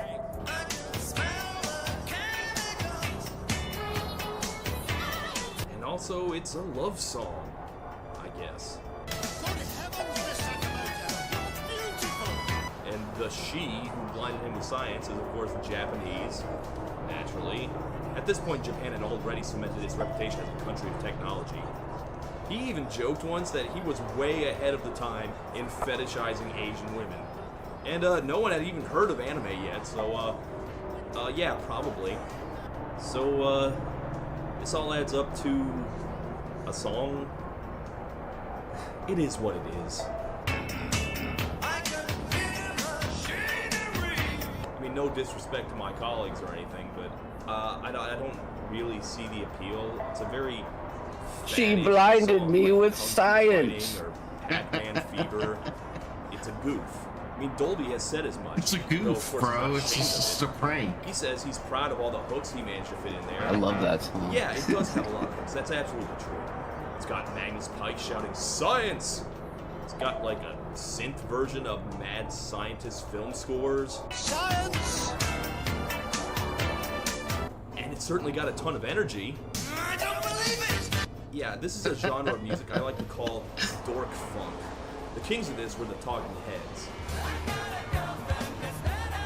In fact, this whole song sounds like a Talking Heads tribute. Dolby's even doing the man, how do things be? How do things go? So it's like a Talking Heads song but without the artsiness. Sorry, I was watching the there's video absolutely through no your stream, and then it here. caught up to me There's talking. no attempts at poetry, I had to mute it. emotion, or That had not. to be awkward. I mean, it's just It's funny. always a Yeah, funny feeling. I was like, wait, what the fuck? I just said that. Cartoon character who loves science so much, the only way you Remember can when you understand said love that? is through science. Hold on, who's trying to steal my It's just not a joke? very funny joke. I'm not even clear how she blinded him with science. Is she his assistant? Alright, I'm about to haul teacher? this space trailer in my space truck. I don't know. I don't get it. Maybe science. I forgot can to help look me at the remove chat, so stick I from don't know my if hands. anybody's been chatting in the chat. So I apologize to means everybody science who wasn't might actually originally be part of that 400 watching, people. You know, the label Oh my Initiative, god! added that I'm gonna song. crash this truck. And they also Fuck. added his follow-up single, I'm so One of Our scared. Submarines. I'm nervous now. You know. Live like we got the whole day ahead of Submarines is one us. of his more literary songs. It's about a crashed Yep. submarine. I wish we did. Some of us do. Some of us don't. Most of us don't. Or what? They might be at If you know what they're about, if you know what's about to happen today. If you heard the news. It doesn't sound like they're going to be rescued. No, I've actually been busy. Why? What's going on? Yeah, it's most of us aren't gonna make it. That's the bottom line. Yeah, that's the new bro. That's the news we're gonna wake up to one day. Turn on the TV. It doesn't matter what channel. Yeah. We'll talk about a nuclear sub. And also, there's some talk about the collapse. That'll be a reality. I guess bye-bye Empire can mean a lot of things, but that's what I think it means. The Empire is sinking, just like this sub. So this crew isn't even fighting for like decency or honor. They're dying for a rotting country, and it all seems very sad and meaningless. I gotta go get some fuel. I got the low fuel light. Can we roll this back for a Base second? fuel.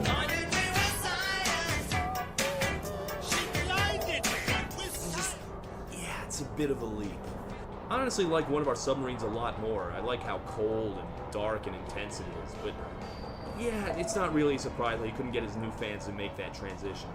However, after he did put together a second album, he did have another minor hit, and he leaned entirely into his big hit. That album is called The Flat Earth. Don't worry, I don't think he actually believes the Earth is flat. Didn't used to have to worry about that, but the big hit from that album was called Hyperactive, and it was.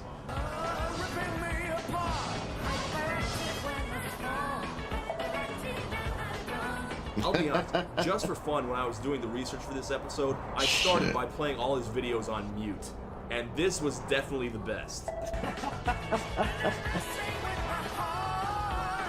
Yeah, this was a decent hit in the UK, where their 80s was even weirder than our 80s, and you can see this is where the videos were also influencing the music.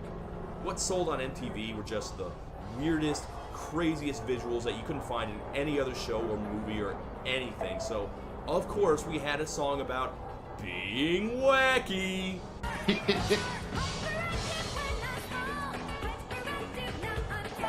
Yeah, like, his first album was Bowie, his big hit was The Talking Heads, and this follow-up, I think, is like Oingo Boingo.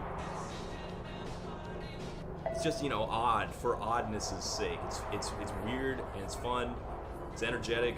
I kind of just want to let it play. It's For the record, he hyperactive. also directed all his videos, so yeah, you can tell he's having fun here.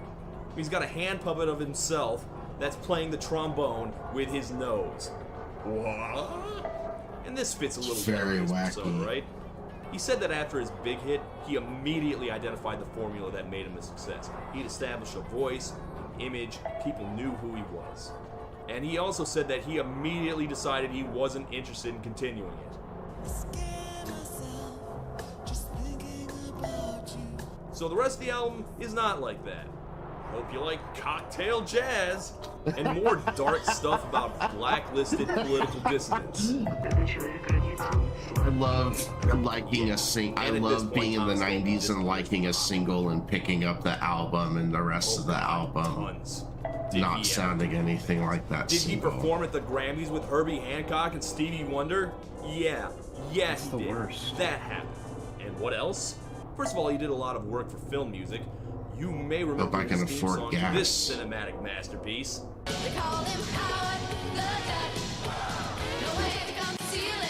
Haha, the film would have you believe that Howard himself Wow, wrote this. another Howard the Duck Hardly. reference. Howard was an amazing duck, but he was no Thomas Dolby. Also, I'd always heard this was one of the worst movies ever made, and the hype is real. It is unwatchable. Dolby also wrote this. Yo, the name is Patrick. The logic is erratic. Yes, he did What? a good chunk of the music from Fern Gully. Wow. Like Tim Curry's all-time classic villain song, Toxic Love. Toxic love. Oh, Yeah, all Dolby. nice. He did not do Tone Loc's lizard rap, sadly. He even did a little acting himself. You may have heard of a little film. Well, no, you probably haven't ever heard of a little film called Rockula. Never, A truly not once. bug shit movie about a loser nerd vampire who starts a rock band to court his reincarnated lost love. I meant to watch this for the Tony Basil episode because she plays Rockula's mom, and Bo Diddley is Rockula's lead guitarist, and Thomas Dolby is the villain. He owns like a cryogenic coffin store, and here he is wearing a pirate outfit and attacking Rockula with a ham bone for reasons I cannot even begin to explain. But more than that, Dolby was still fun. doing sideman work all through his career. Def Leppard's Pyromania, the keyboard work is all him. You know how I Wow. mentioned his Bowie influence? Well, guess what? At Live Aid 1985, probably the biggest concert of all time, that's him doing keyboards for the Thin White Duke himself. Oh, wow. Right. Okay, well, he's in there somewhere. I'm reasonably well informed that he's there. Oh, and look at this. Y'all ready to party? Are you ready? You know, this is George Clinton and Parliament Funkadelic. Yeah, get funky. Tear the roof off the sucker. Yeah, I see Thomas Dolby out there. Come on up here and get some of this fun, boy. And what's that? It's Thomas goddamn Dolby jamming with George Clinton. That's actually pretty fucking tight. Wow. That doesn't make any sense. That's This all really happened cool. while he continued his own career. He released some more albums in the late 80s and 90s. George Clinton how do I even get up helped there? produce one of them, Aliens Ate My Buick. So yeah, this record is funky. Call her hot sauce. She's hot and spicy, but twice as nice. For a very specific definition of funk. And he was even still kind of successful in the UK through the early 90s. Like I said, he just did what he wanted. He had a Zydeco period. But that was before music took Cool. a backseat in his life, and he Wow. went to start his own company where he worked on digital sound. He designed his own music file format, and he also developed some kind of massive leap forward in ringtone technology. That was him! Or his company, at least. He's the artist of our generation. And that's on top of the billion other things he's been doing. See, here he is giving a TED Talk. I have to imagine that TED Talk people didn't have a hard time booking him because he was their musical director for a good 11 years. He also released an album in 2011 that came with its own video game. It's not online anymore, but from what I can tell, the winning team got the greatest prize of all. An exclusive concert from Thomas Dolby. I mean, yeah, you can compete for money in esports, but the real prize has already been taken. Almost? I don't know.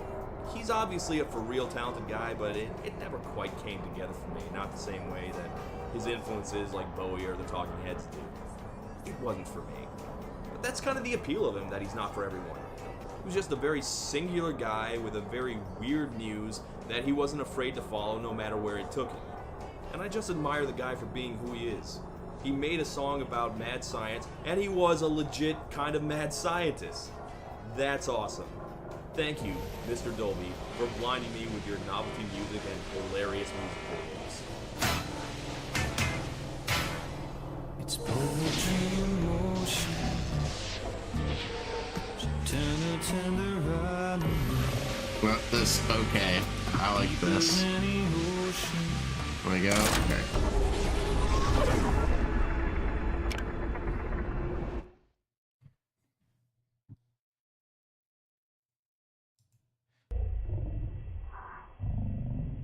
Uh-oh, there's strobe lights. Everybody be careful. To punch you in the face, and you started to cry or you started to go, ah, that hurt, I wouldn't say to you, why did you do that? You know, it's your natural reaction. And our natural reaction to play music loud on stage is to let off to the music, you know. From the commercial heights of new metal to more recently, hip-hop combining both emo and country, genre fusion has come a long way. But back in the 90s, dance and rock were separate entities. In the UK, the Stone Roses, Primal Scream, the Happy Mondays, and of course New Order had been tinkering with dance music within a rock format. But for the most part, dance was dance and rock was rock. And rarely did anyone listen to both. Then came the Prodigy. They cared not for genre divides.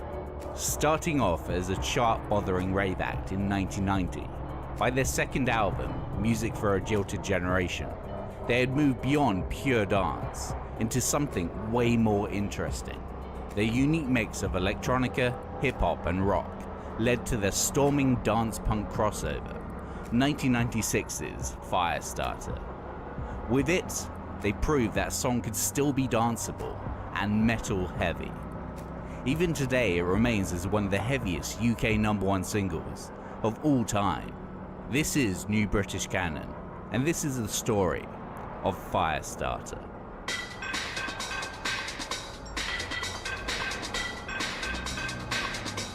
Originally, the Prodigy was only one man, producer and songwriter Liam Howlett. He grew up in Braintree, Essex, with the Specials, Sex Pistols, and Grandmaster Flash as early musical touchstones. After flirtations with breakdancing with his crew, the Pure City Breakers, he transcended to the British rave scene. Founded on a love of new, dance-focused electronic music, it, in a way, recalled the 60s psychedelic era, built on impromptu countryside gatherings, musical experimentation, and a newly introduced psychedelic drug called ecstasy. As much clowning around with sound as inspired by the movement, Howlett started creating his own tracks in his bedroom. He has varyingly said that his chosen stage name was either just the name of his main synthesizer, a Moog Prodigy, or literally a bout of extreme arrogance. He said in Rolling Stone in 1997, "It was b-boy largeness, I guess, in a way. Like Grandmaster Flash had a grand name, larging himself up with his name. When I first thought of the name, obviously I didn't consider it could be 4 people. It was just me, faceless in my bedroom, writing music. The Prodigy." The concept of the Prodigy as a collective came slightly later.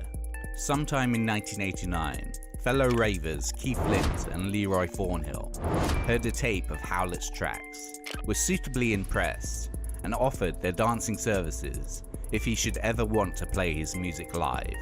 Soon, sound system mainstay Keith Palmer, aka Maxim Reality, was added to the lineup as an MC and hype man.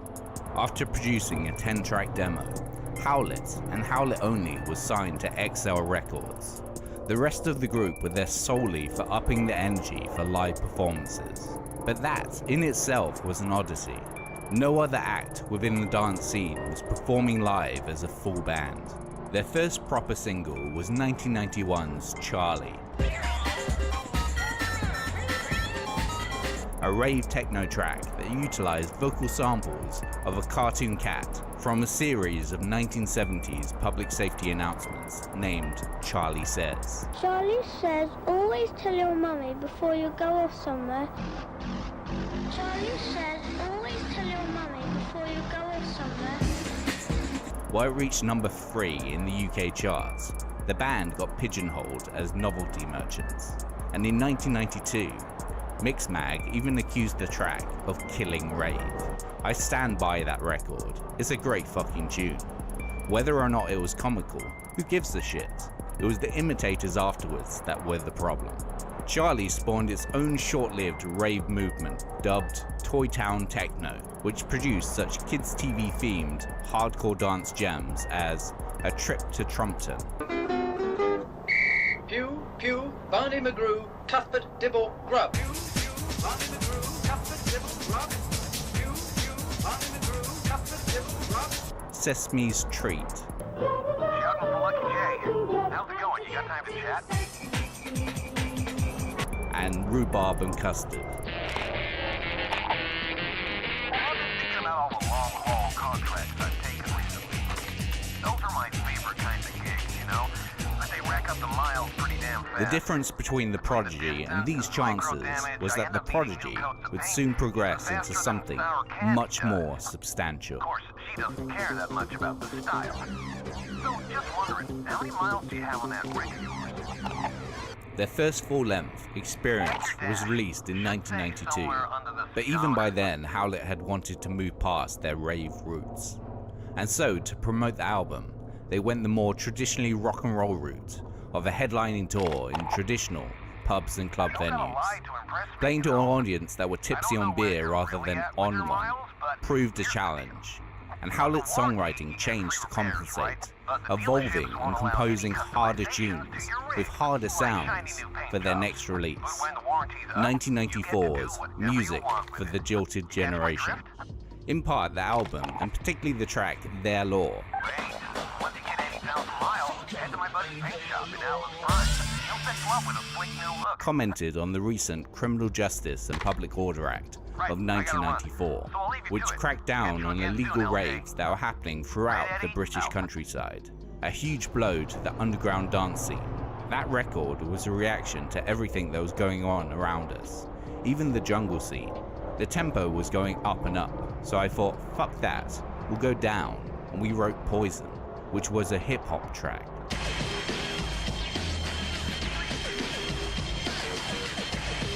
No Good was a reaction to the shit Eurodance thing that was going on.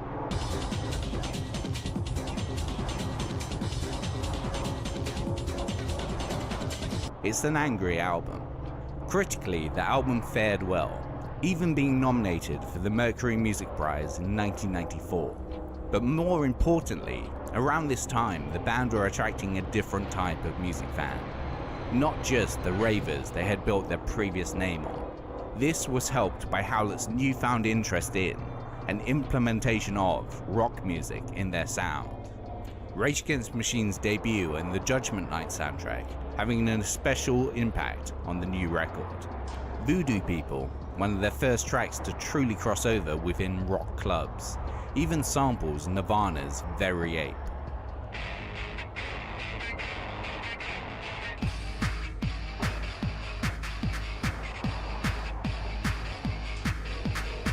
Playing with honest-to-goodness rock bands also helped their sound mutate.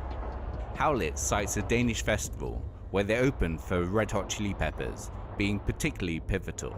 We didn't want to be techno boffins on stage. Most of the energy in live acts is coming from rock, so we took elements from that and got inspired by that scene, bands like Biohazard and Suicidal Tendencies.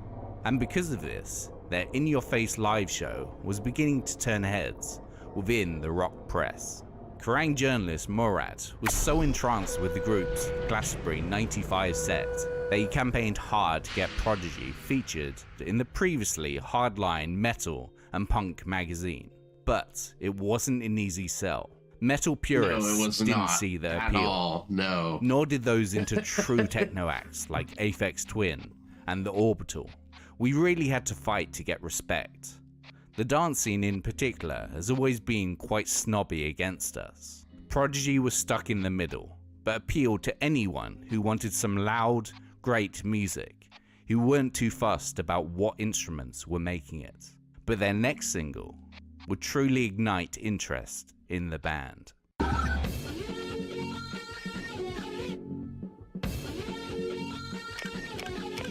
Firestarter started off as an instrumental that Howlett created in the tail end of 1995, partly inspired by the loud, punkish guitars on the Foo Fighters track, Weenie Beanie.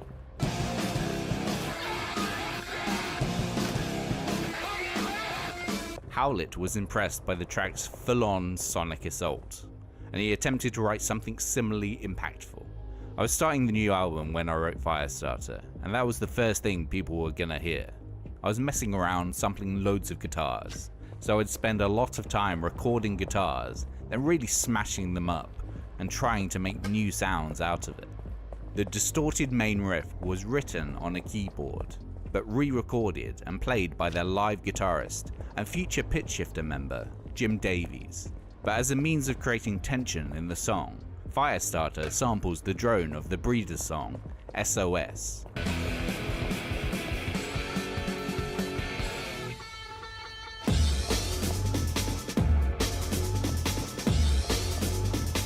Also sampled is a hey tripled up from Close to the Edit by The Art of Noise. And the track's Drums from Hell beat makes ample use of the Voice of Paradise mix of 10 Cities' Devotion.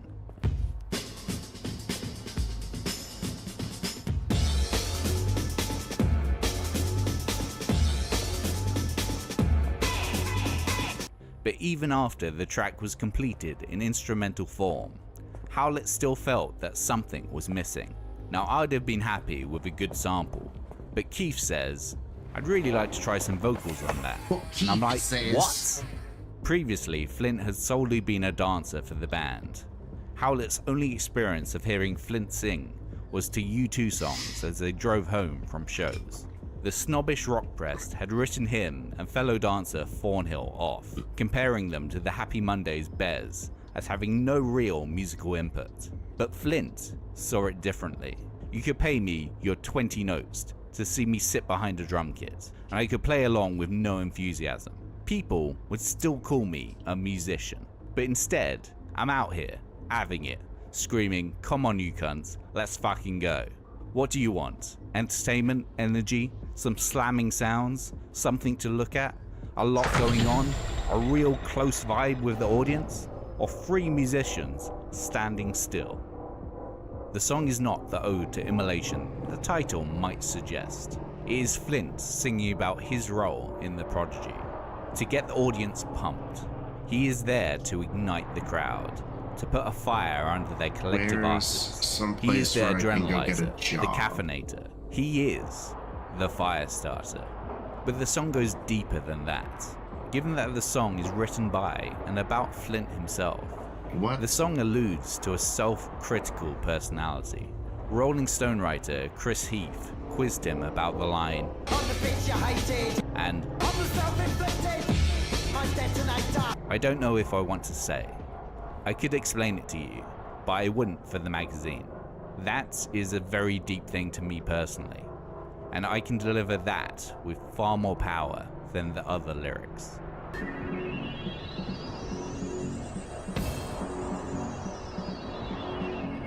A key aspect to the success of Firestarter was its music video, though that might not have been the case if they'd gone with the first attempt.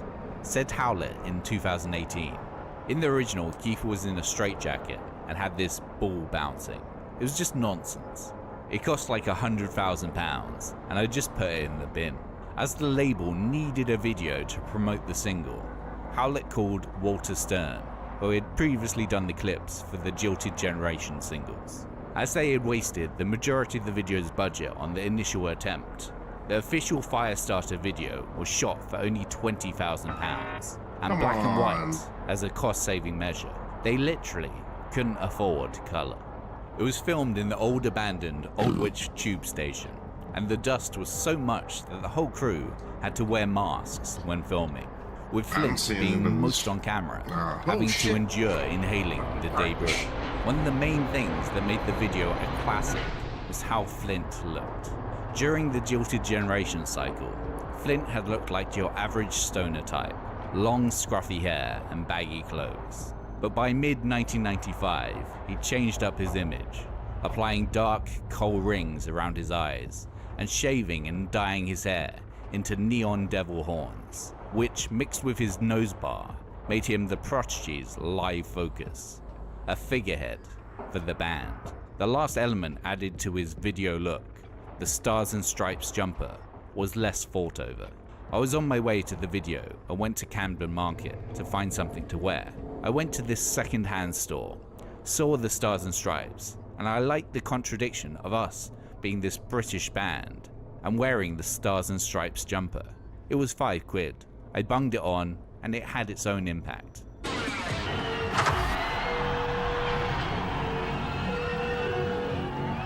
Firestarter was released as a single in March 1996.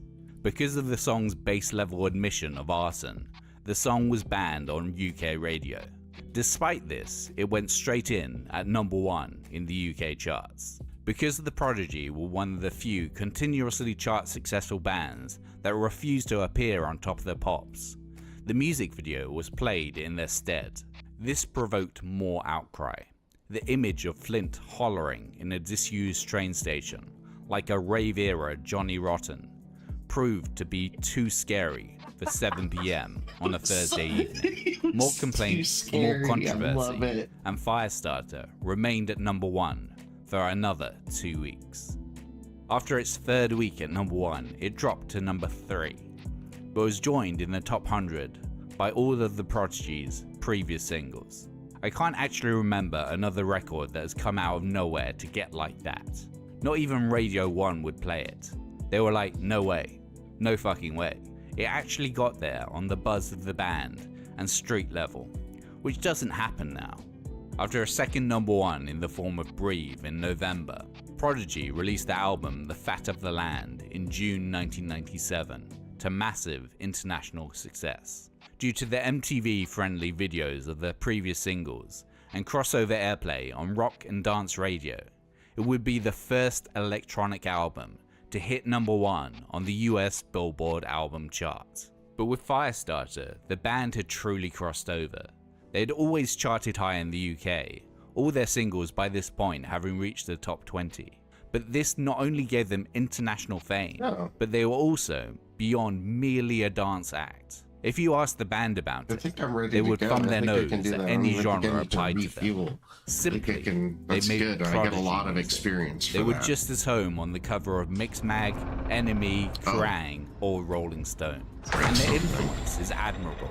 Their sound further blurring the lines between rock, hip-hop, and electronica. Bands as diverse as Sepultura, Refused, Pendulum, Enter Shikari, and Skrillex all cite the group as an inspiration, not to mention any other act that has attempted to meld big beats with distorted guitars in their aftermath. As Howlett has stated, maybe it's all gone to my head, but I believe we should be revered like the Specials, Oasis, and the Sex Pistols. What else can be expected from a man that called himself the Prodigy? Beyond anything else though, Keith Flint became an icon. His appearance in the Firestarter video, one of the most enduring images of the 90s. Though he sadly passed last March, he will live on forever in that image, and in rock clubs the world over.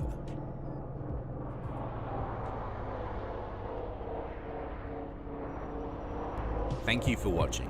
If you like the video, please like, comment, and maybe even subscribe. If you really like all my stuff I'm putting out, maybe look into... I hate it. I'm just kidding.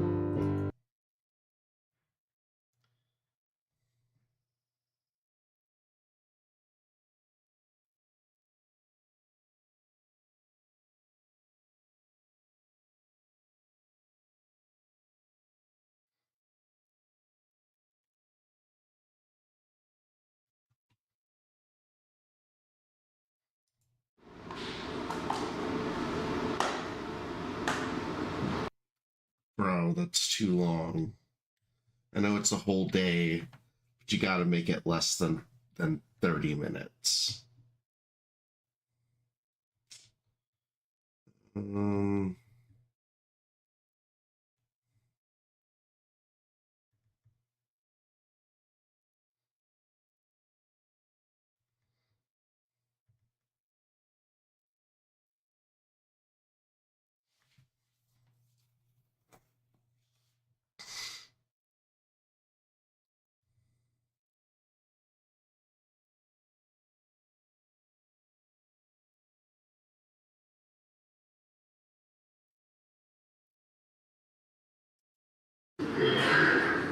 Daniel, why is the season themed like the game Clue? One is guilty, none are innocent. Who killed Jason Goldstriker?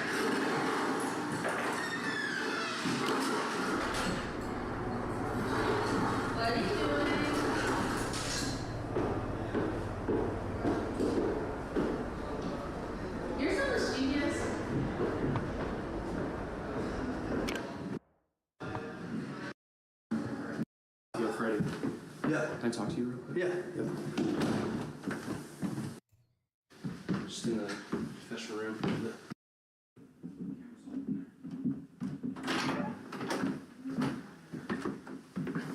Is it light? I don't know. Outside? There you go. What? What? I'm not really good with like confrontation. Okay. Do you remember what happened last night? A little bit, yeah. Do you remember the beer bell? Yeah. Yes. Okay. Do you remember throwing the beer bottle at me? No. Okay. No, I did not. So, I'm sorry, did I really? Last night, we only had like 2 beers down there, so we ran the beer bell bit. Yeah. And it was pretty funny. And you were pretty drunk.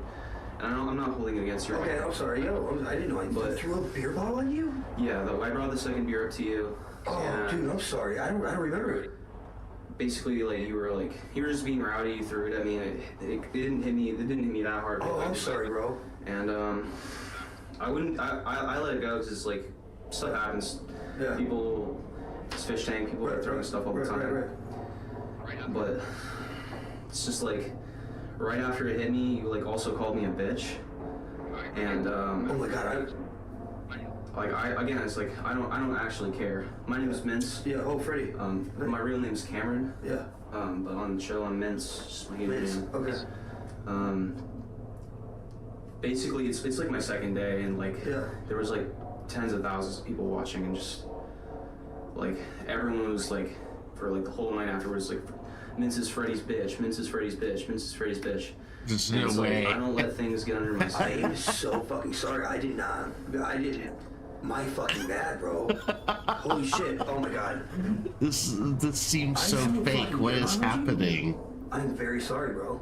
It's okay. Like I don't mind, but like I just think that I don't mind. The audience is basically like, it's like first impressions mean a lot. So it's like the second time I've ever really been on camera. It's just like now the audience thinks that I'm like basically a faggot or something. Okay. And I was just thinking like maybe like every time you see me, I'm gonna be like, yo, this is my boy Mince. Yeah. Yes. If you could like bring them I got you. Yes. Yo, I got you. Yo, this is my boy Mince. No. You gotta come up more. And I'll be like, yo, Mince, what up? This is my boy. Yo, you got me the beer too. Thank you. I was like wondering what the fuck what that was about.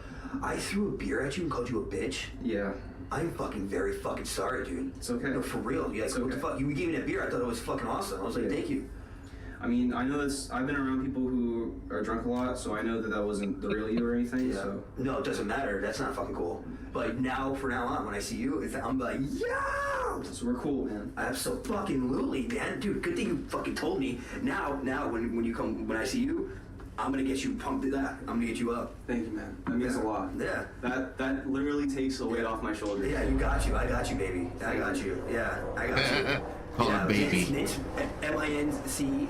M-I-N-T-S. M-I-N-T-S. Like Mince. Mince. Yeah. Oh, fuck yeah. Yo, I got you. Good to know. Yo, Mince. I'm like, yo, what up, Mince? And yo, you gotta be, yo, I got it. I got you. Yeah, go ahead. Dude, fucking, absolutely.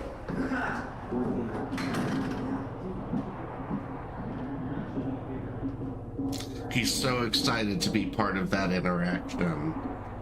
However much they're paying Mince to gaslight him like that. It's just no one ever told me.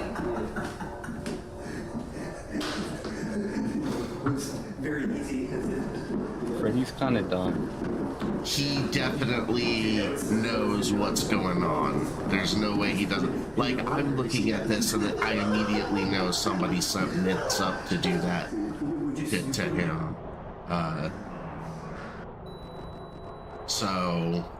Whatever he, like, and he knows, there's no way he doesn't know, but he's happy to be part of it, you know? He just seems real, he just seems game, you know? I got some Freddy stock myself.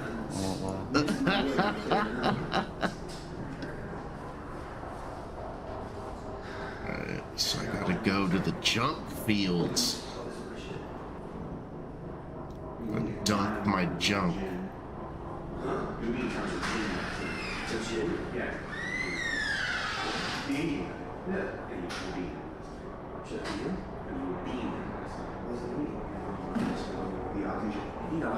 How you doing? You're doing that.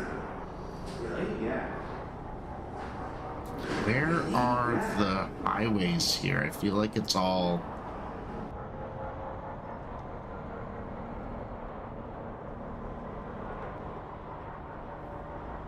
Oh, I'm just literally just driving around this little space town. Oh. I feel like that guy's stream ended.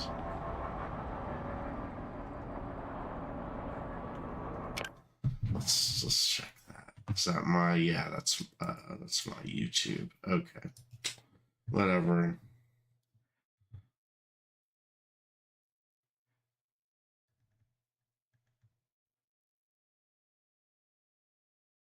Oh my god, Chelsea Peretti. Stop.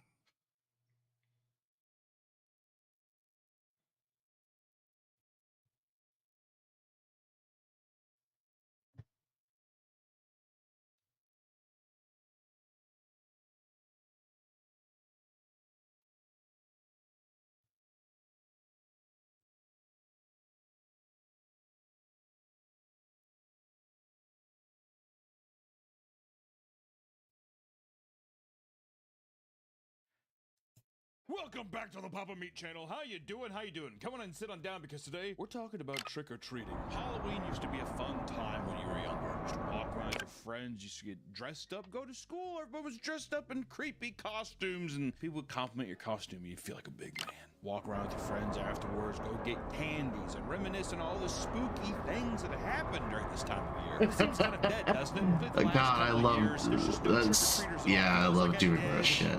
Trick-or-treating is a thing of the past. And sure, you have trick-or-treating, but goddamn, that doesn't count for anything. If I'm gonna go walk around a parking lot for a bit on people's trucks, that. So today I want to talk about what the hell happened to trick-or-treating, right? What was some of the causes of trick-or-treating's demise? And no, I'm not gonna talk about kids having cell phones and else probably. We might touch on that a little bit, but some people say it was the economy collapse in 2008. No. People are gonna stop eating Tootsie Rolls and dressing up as a goddamn werewolf because their mom and dad can't pay for No, they still dress up and do different stuff. It's just... Yeah, they're not just absolutely, you're not going to some random person's house. Absolutely not. There's a lot of stories, a lot of crazy things seem to happen during this time of year, and a lot of dangerous things seem to happen as well. Let's go down the dark rabbit hole of the dangers. Today's video is sponsored by Pretty Little. Do you have cats? I'll tell you what, I wish I did. At my house, we're always playing a fun game of where's that smell coming from? If you have cats, getting candy, right? Knock on a door, trick or treat, and then usually you're giving candy. But sometimes there has been reports of people getting dangerous things inside of candy or instead of candy, right? Oh no, what is this? Malicious Halloween candy tampering is hard to track down. Because of this, people are convinced that most of these stories are just fear-mongering, right? There's a lot of stories out there, but not a lot of proof. And a lot of people use this as ways to basically diminish, maybe even slander the name of Halloween. But these instances can be real. Much like in 2019, Jason Rax from Waterbury, Connecticut was arrested on Halloween night for tampering with children's Halloween candy. All right, that's a bad charge to have. You're already on a list if you're tampering with Halloween candy like that. Several Waterbury residents reported to police that there were razor blades in their children's Halloween baskets. It was noted that the razor blades were loose and not found inside the candy themselves. Just throwing in a handful of razors, Gillette razors, just flopping around some Tootsie Rolls due to Milk Dud boxes. The man believed to be responsible for this incident was 37-year-old Jason Rax, who was taken into custody almost immediately. Rax told the police that they accidentally spilled the candy bowls that he used to hand out the treats in. What? The same bowl that I put all my random razor blades in was the bowl we so happen to have our Skittles in, man. Don't you believe me? And I hate to say this, but I will say this looks like a man who would hand out razor blades too. They gotta get you. You look like somebody that would... What the fuck, guy? Just a long Oh no, I time, didn't so you're collide just anything. tired. Okay, Yeah. just Quick noise. question. Rex cannot explain how the blades got to the children's baskets without being noticed. In what world could he like accidentally not stab the shit out of his hand by being like, oh my god, wait, razor blades in here? There's no way he can fumble around. Here you go, kids. Wait, what is that shiny metallic object that I just put in that kid's basket? I don't know. I'm gonna give him the benefit of the doubt. I think he went to Lowe's, got his candy there and razor blades, and then just dumped the basket. Why Lowe's for razor blades? Why Lowe's is your example? If anything, I think you'd say he went to Walmart. Yeah, Walmart. His family bag of candies. He's like, I'm gonna give out candies this year. Which I don't. I'm going to this year. I gotta clean up. I gotta shave. Picked up a bunch of razor blades. You know, whenever you get home, you have your bags of groceries on your counters, and then you're handling your, you know, it's all your goodies you bought. Ooh, I get it. You know, you're snacking all the stuff you want to snack on, and then coincidentally, not with the sleight of a hand, oops, in the bowl with the candy.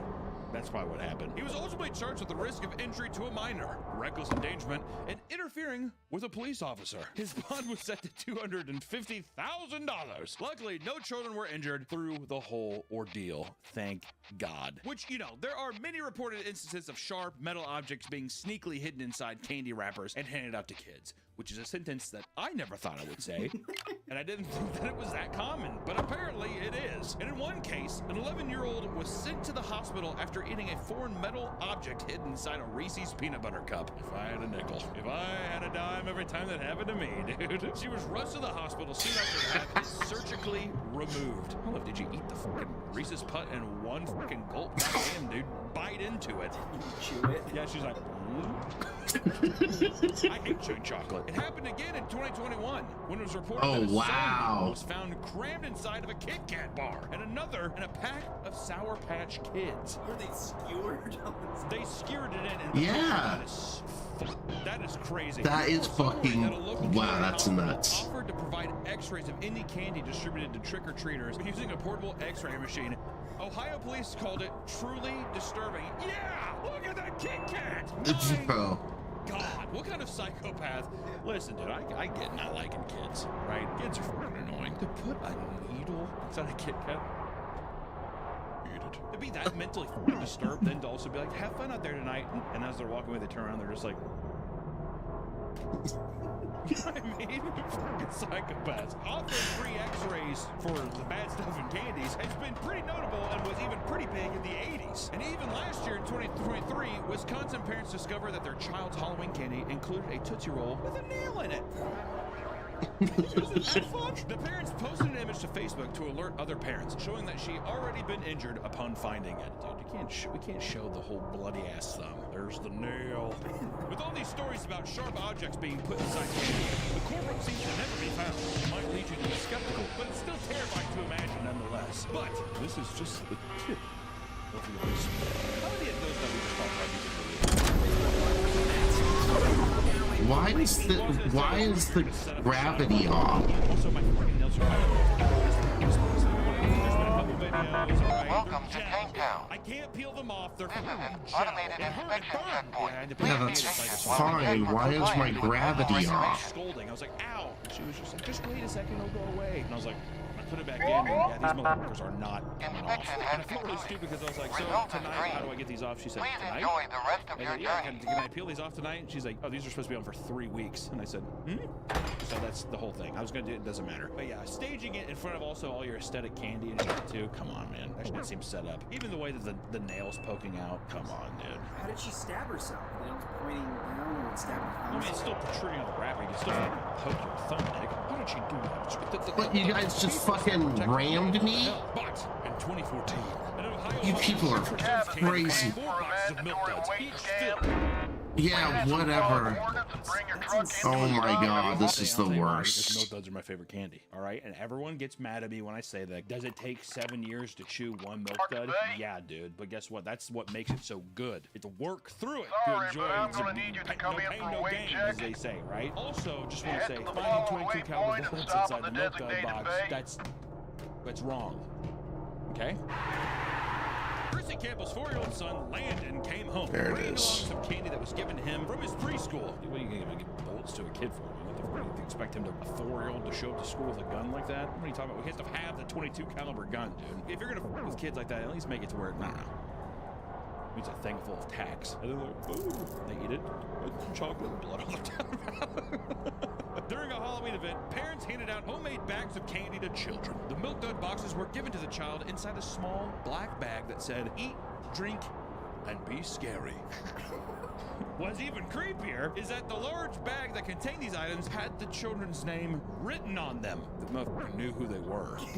All right, that's a little. I'm not gonna lie, that's actually legitimately pretty creepy. But how did they not get caught? Yeah, what the hell? Nobody at the preschool would comment on the matter, and the People's Police Department began an investigation. They also planned to work with the prosecutor's office to determine what charges would apply. There appears to be no update as to whether or not the culprit was found. But how? How many kids are in the class? It's like, just bring all the parents in and be like, hello? Which one? It's like one guy with like, he's like super tall and he's like a giant like trench coat. It's like, which one of you did this? It's the guy with like loading a gun in the back. We gotta protect our kids. George, your child died drowning 6 months ago. What are you doing here? It would be something like that, you know what I mean? If I can't have my baby girl, no one can have their baby girls. I bet you the mom saw the Milk Dud boxes, shook them. Oh, they're Milk Duds. The guy was handing. What the hell are you saying? Chocolate orbs are not gonna sound like bullet casings. That's what a Milk Dud sounds like. Sounds like a little canister of pennies. What the hell? Like, you're sympathetic to the mom who's just like, Red, weight check will start the moment your rig comes to a standstill. Just saying, I think that. You seem like the fucking guy that would do it then, dude. Are you kidding me? I don't see the big deal. I didn't. Easy mistake for anybody, really. If razor blades and sewing needles weren't bad enough, imagine checking your child's Halloween candy and finding drugs. Oh my god, drugs. No! Like in 2019, when a mother from North Plains found a purple chewable Advil pill in her child's Halloween candy. Damn you. It's a sweet tart. I really thought I was going to have a chance to go park in that parking bay. You know what I mean? If you needed an Advil, Fix this nonsense. Is Advil that bad? Can you get one Advil? I mean, like, if it was like, here's a whole thing of Advil, I'd be like, well, that's irresponsible. But I think it was just one. Yeah, if the whole sweet tart thing was Advil. Yeah, exactly. It's like one of those like candy necklaces. Typically, the most common culprit that is found in candy is meth. Hey, who's got a sweet tooth? I know I do. Horror stories like this have consumed parents around the Halloween season, specifically due to a recent story involving fentanyl, the boogeyman. The boogeyman of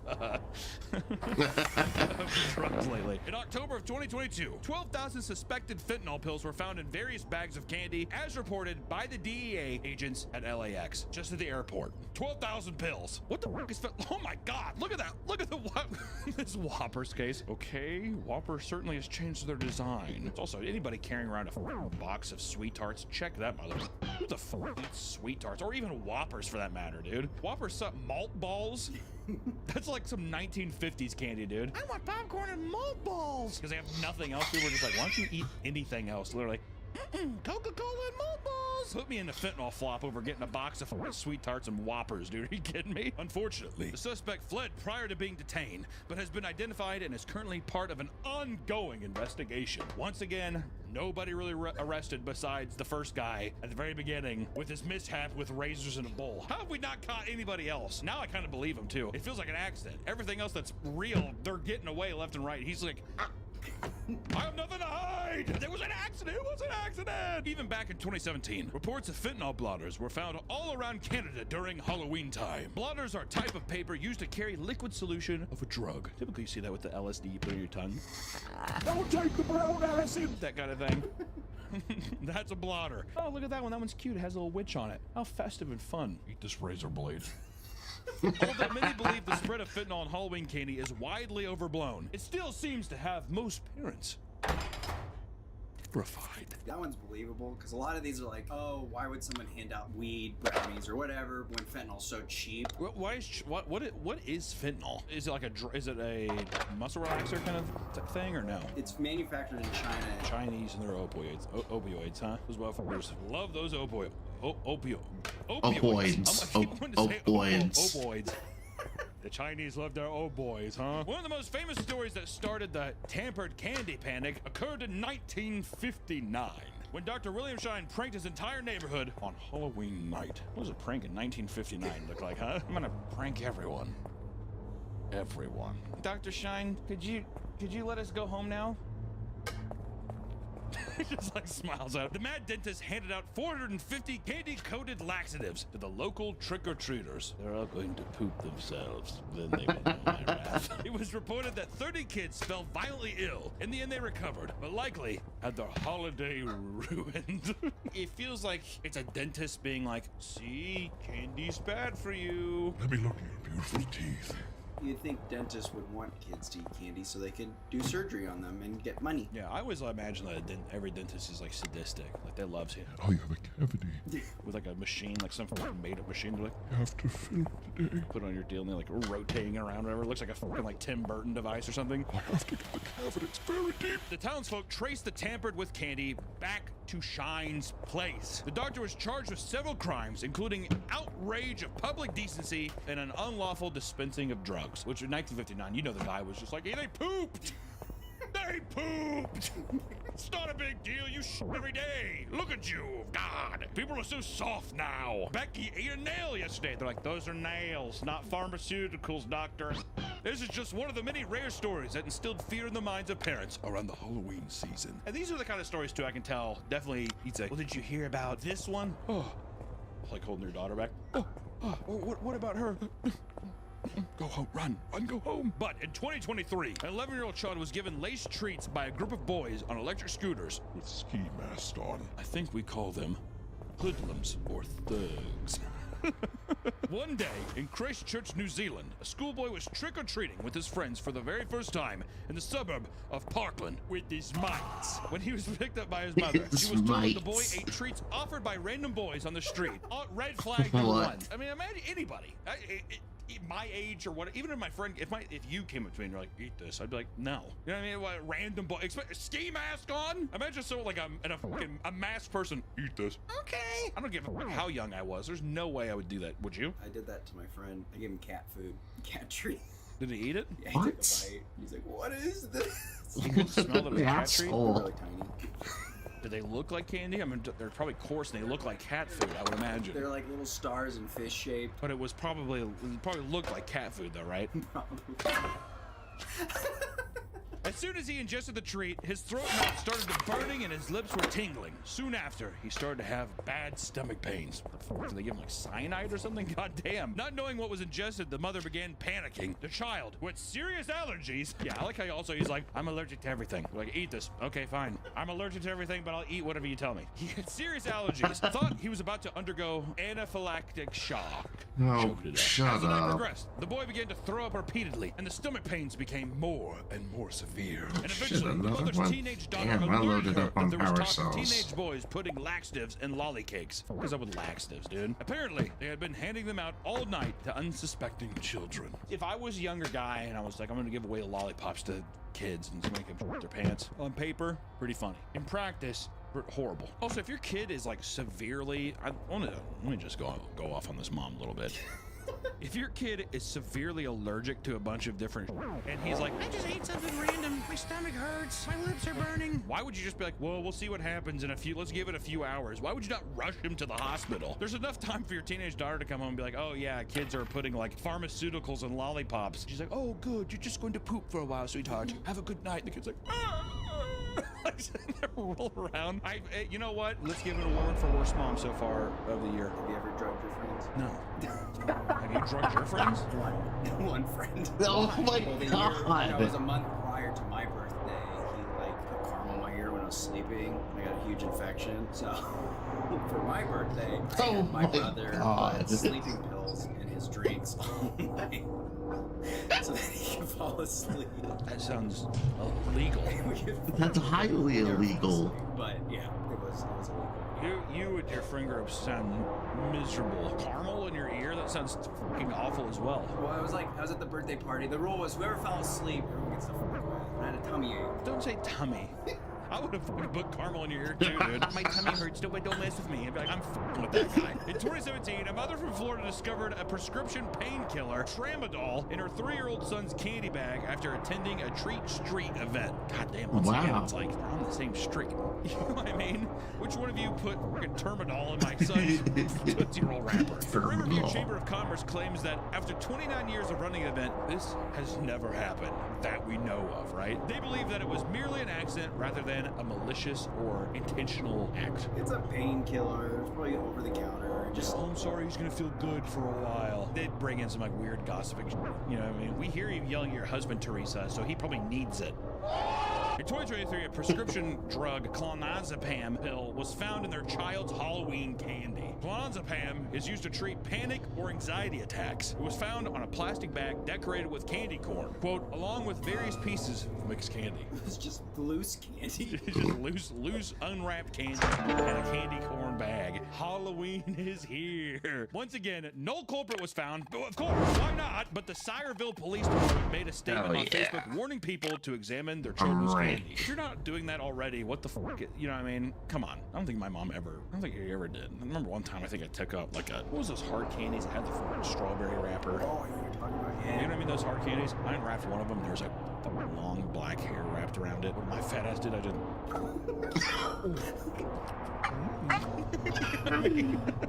Oh, yeah. Afterwards, too much sugar. Not realizing I probably just ate like pubic hair or something like that. In the year 2000, police began an investigation over the discovery of Snicker bars crammed with bags of marijuana. On Halloween night, at least 9 Snicker bars were filled with marijuana and passed out to unknowing trick-or-treaters in Hercules. The police had a few leads to follow, but ultimately were not able to find the source. How is it possible that just no one is found? No one comes forward. Every time. The next one, where if they don't find the next one, I'm rage quitting. In 2018, 2 parents were sent to the hospital after eating meth-laced Halloween candy. What? Now that's a fucking trick or treat right there. Holy shit, you just got tricked. You know what I mean? We gave you the candy. Why are you tricking us? You just got tricked. The Oregon Sheriff's Office made a statement about Halloween candy reportedly being altered in the Aloha community. While the family was trick-or-treating, they ate a packet of Sour Patch Kids and began to feel sick. The leftover candies were taken in for an investigation and were tested positive for presence of methamphetamine. Fortunately, none of the children ingested any of the laced candy, which I think is unfair. I think we've got to go down as a family. If daddy and mommy eat a piece of meth Sour Patch Kids, then I think the children should as well. Only fair, right? Who bought you the costume? Daddy and mommy did. A police sheriff in 2022 shared his story of being forced to eat LSD-laced candy when he was a young child. What? On Halloween day, the 6-year-old Andrew Brunson attended a trick-or-treat fair to play games and go on rides. While there, he encountered a bizarre adult that repeatedly insisted he eat a piece of candy he had in his hand. He was feeding a fucking horse, dude. It's just right there. Eat it. You're hungry, aren't you? I don't understand. Himself and put it in his mouth. Being a What? child, he ate the candy without giving it much thought. What? He's like... Brunson ended up in the hospital after his mother saw him unconscious on the ground.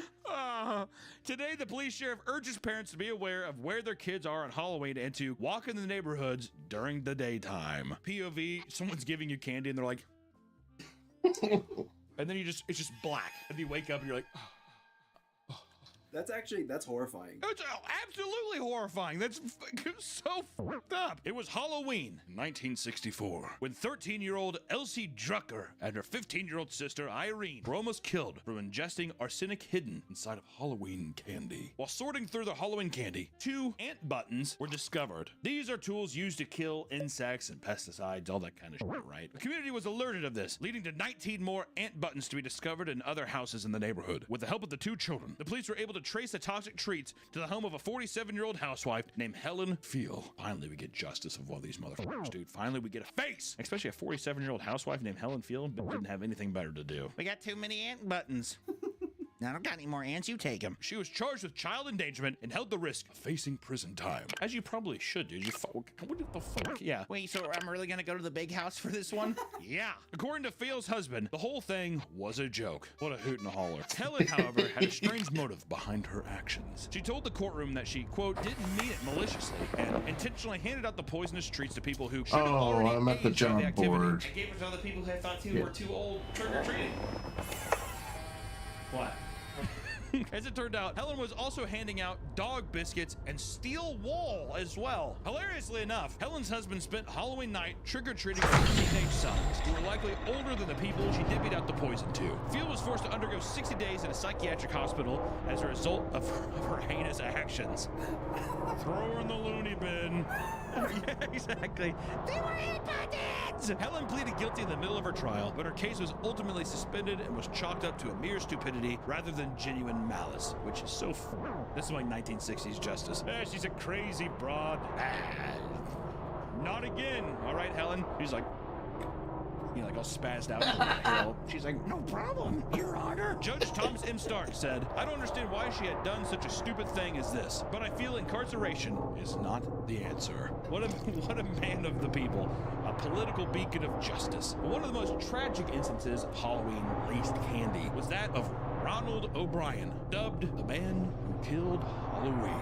It was a rainy Halloween night in 1974. Ronald O'Brien went out trick-or-treating with his children near his home in Deer Park suburb of Houston. They joined the Bates family as their two kids traveled as a group. Nice family out. Nice Halloween night, right? The rain had poured so intensely that the night had to end early. Before bed, Timothy requested a treat for which O'Brien recommended the pixie sticks, even going so far as to help pour the candy into his son's mouth. Within 90 minutes, Timothy was pronounced dead. His daughter Elizabeth had also chosen the pixie sticks, but she survived because she was unable to open the pixie sticks. As it turns out, both Timothy and Elizabeth's candy had been poisoned. According to investigators, O'Brien filled the top 2 inches of pixie sticks with granules of potassium cyanide. What a fucking monster. Especially to think that the guy was just like, all right, open up.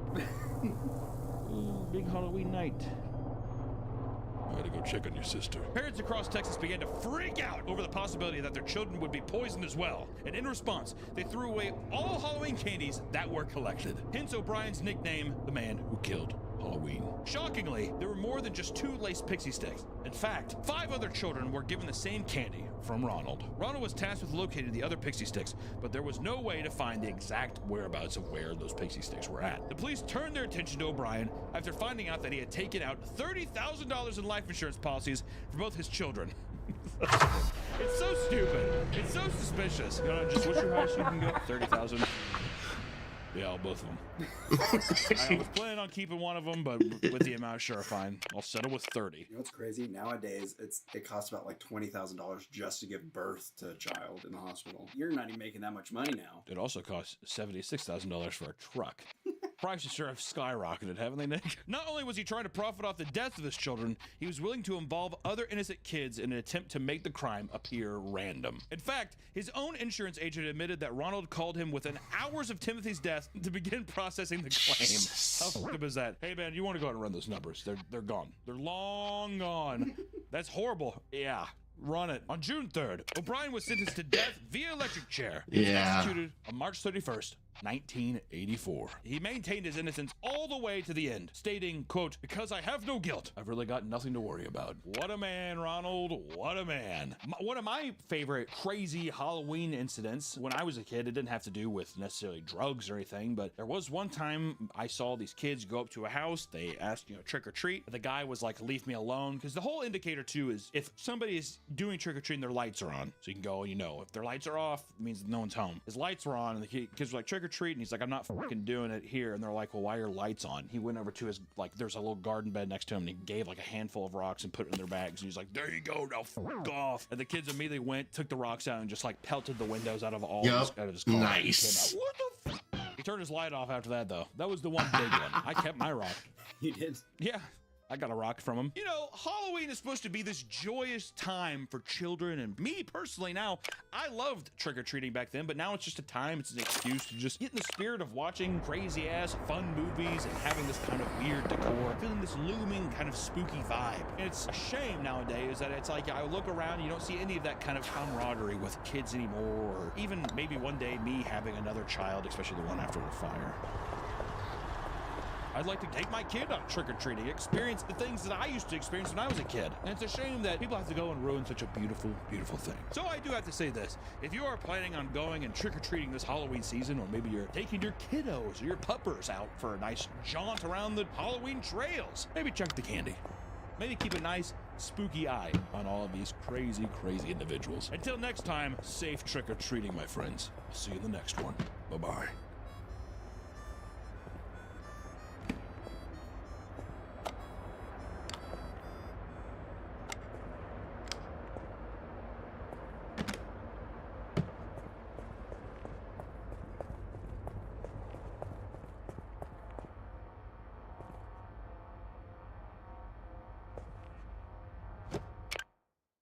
Let's see.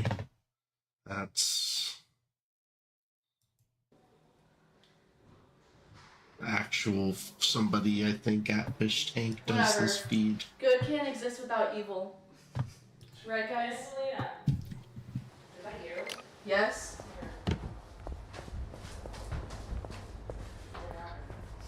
We're just talking about anime bullshit, and I don't believe it right now. No? What do you mean? Oh, come on. Hi. We're literally doing nothing.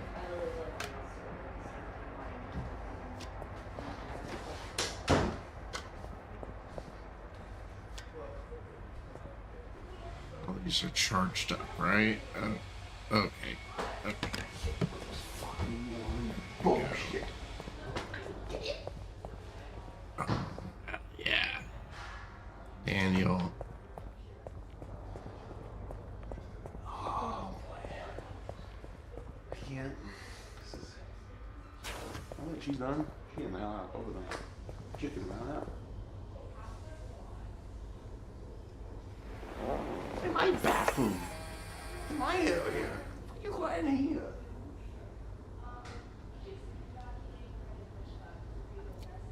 It's over there. Oh, I'm gonna break my.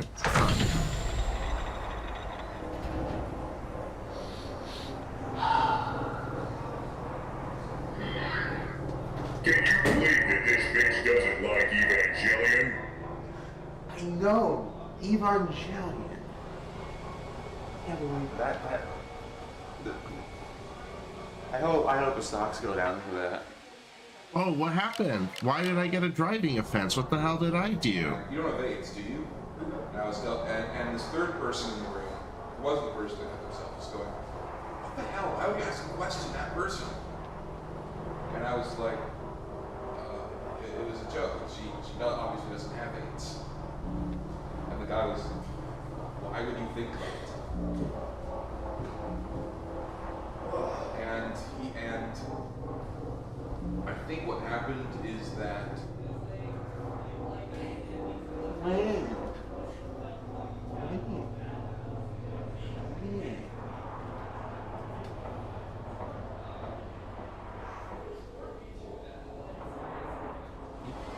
They fucking hit me.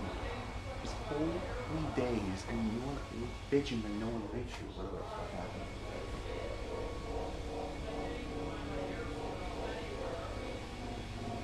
Fish tank! It's the fish tank!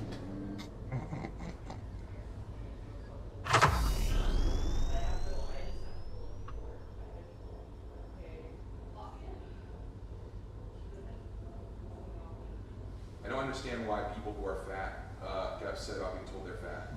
I'm fat, I'm fine with it. I met a guy at a party, not the same party I mentioned earlier, a different party, who was my friend's roommate. It was my first time meeting him. And I noticed that he's fat.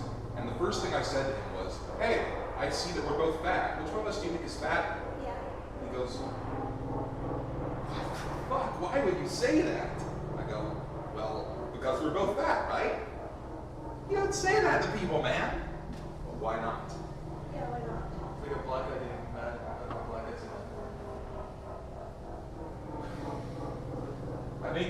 because he thought he knew deep down he was fatter than me. You know?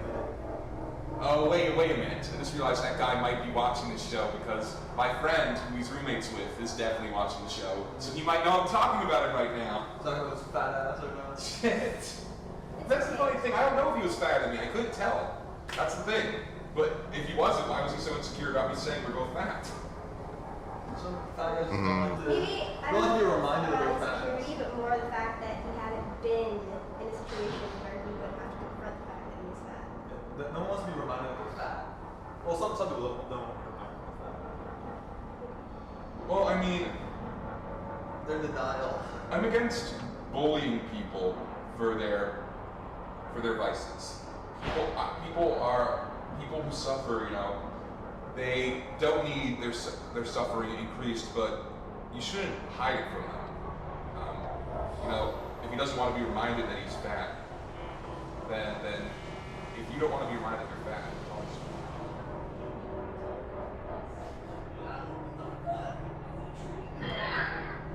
Daniel, start banging on that door and screaming. Drown out the whale tears. Thanks.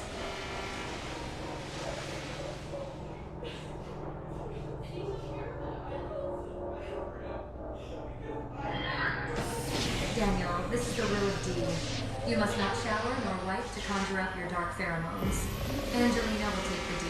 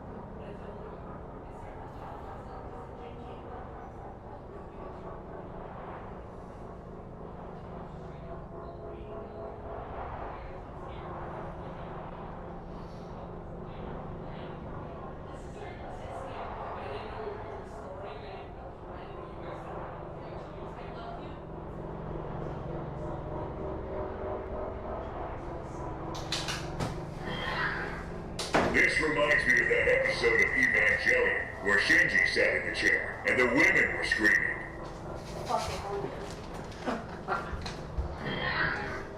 Can you tell the hog to come cry in front of a camera? We're missing the waterworks! Wah! Dark Lord, wah! Now is your chance. Total meltdown potential. Daniel, now is the time to act. You want to win? Hassle that whiny bitch. Make her leave. Let it rip. Crumble the bitch.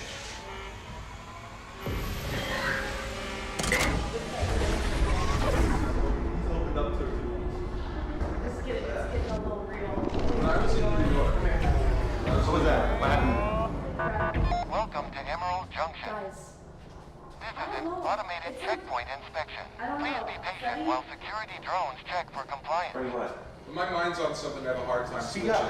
Freddie, like, well, first of all, Freddie Check complete. Results are satisfactory. Have a she felt great bad day. for Freddie last night. She felt bad for Angelica, That's ring not the bell on Smelly Ellie. It might wake her Okay, up.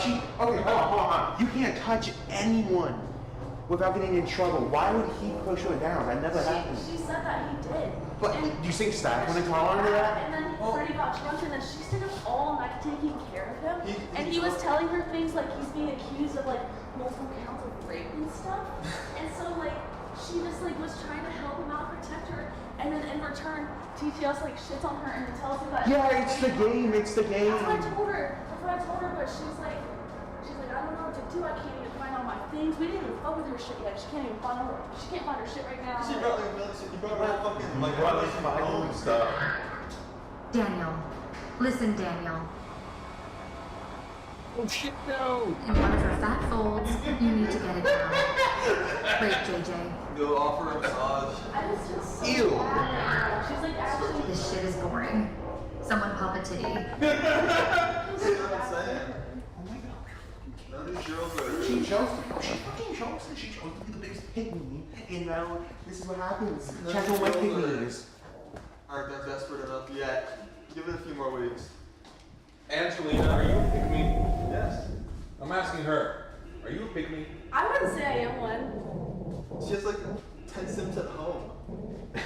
Well, does being a pick-me, like, does being a person that people like make you a pick-me? Yeah. I try to appeal to a certain demographic intentionally. Rachel is a known attention-seeking liar. She shits on you behind your back, Angelina. Stop being nice to her. Be evil. Y'all women, come on.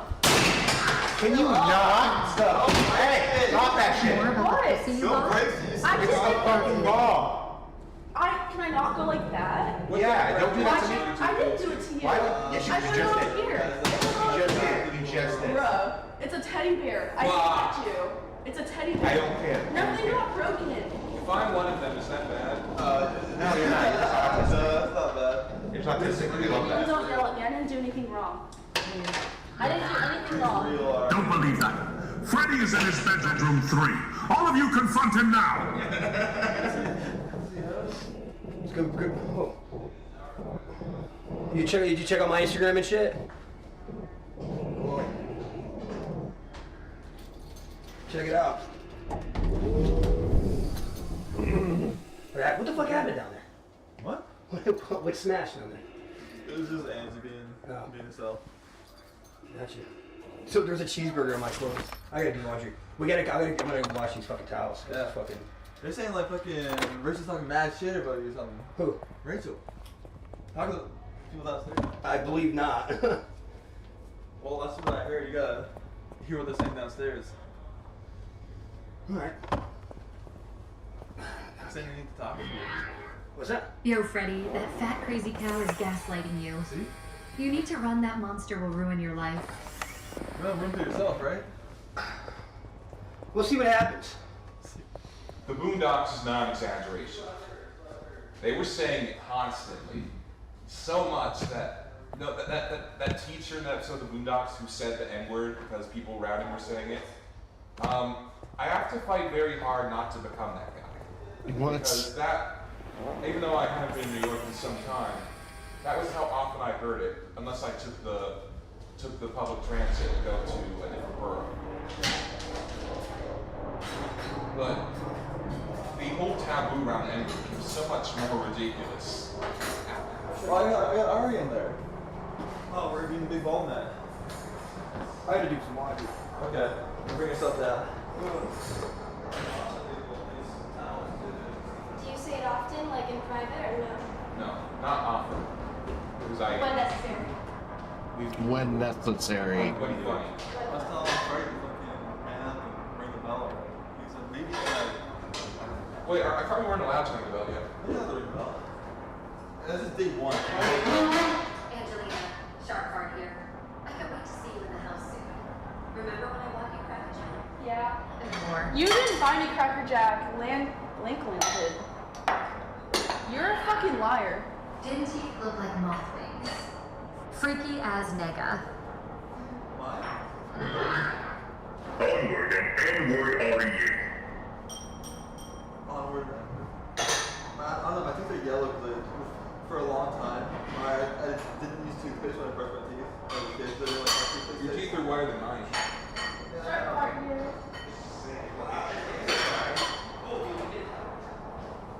I don't know, I was still brushing my teeth, I just wasn't using toothpaste. Because I didn't like how it tasted, my mom was going mad. Ring the bell, ring the bell, ring the bell, ring the bell, ring the bell, ring the bell, ring the bell, ring the bell, ring the. Put it in Freddy's room. Steve's Lava Chicken. That's tasty as hell. Ooh, Mamacita, now you're ringing the bell. Fuck.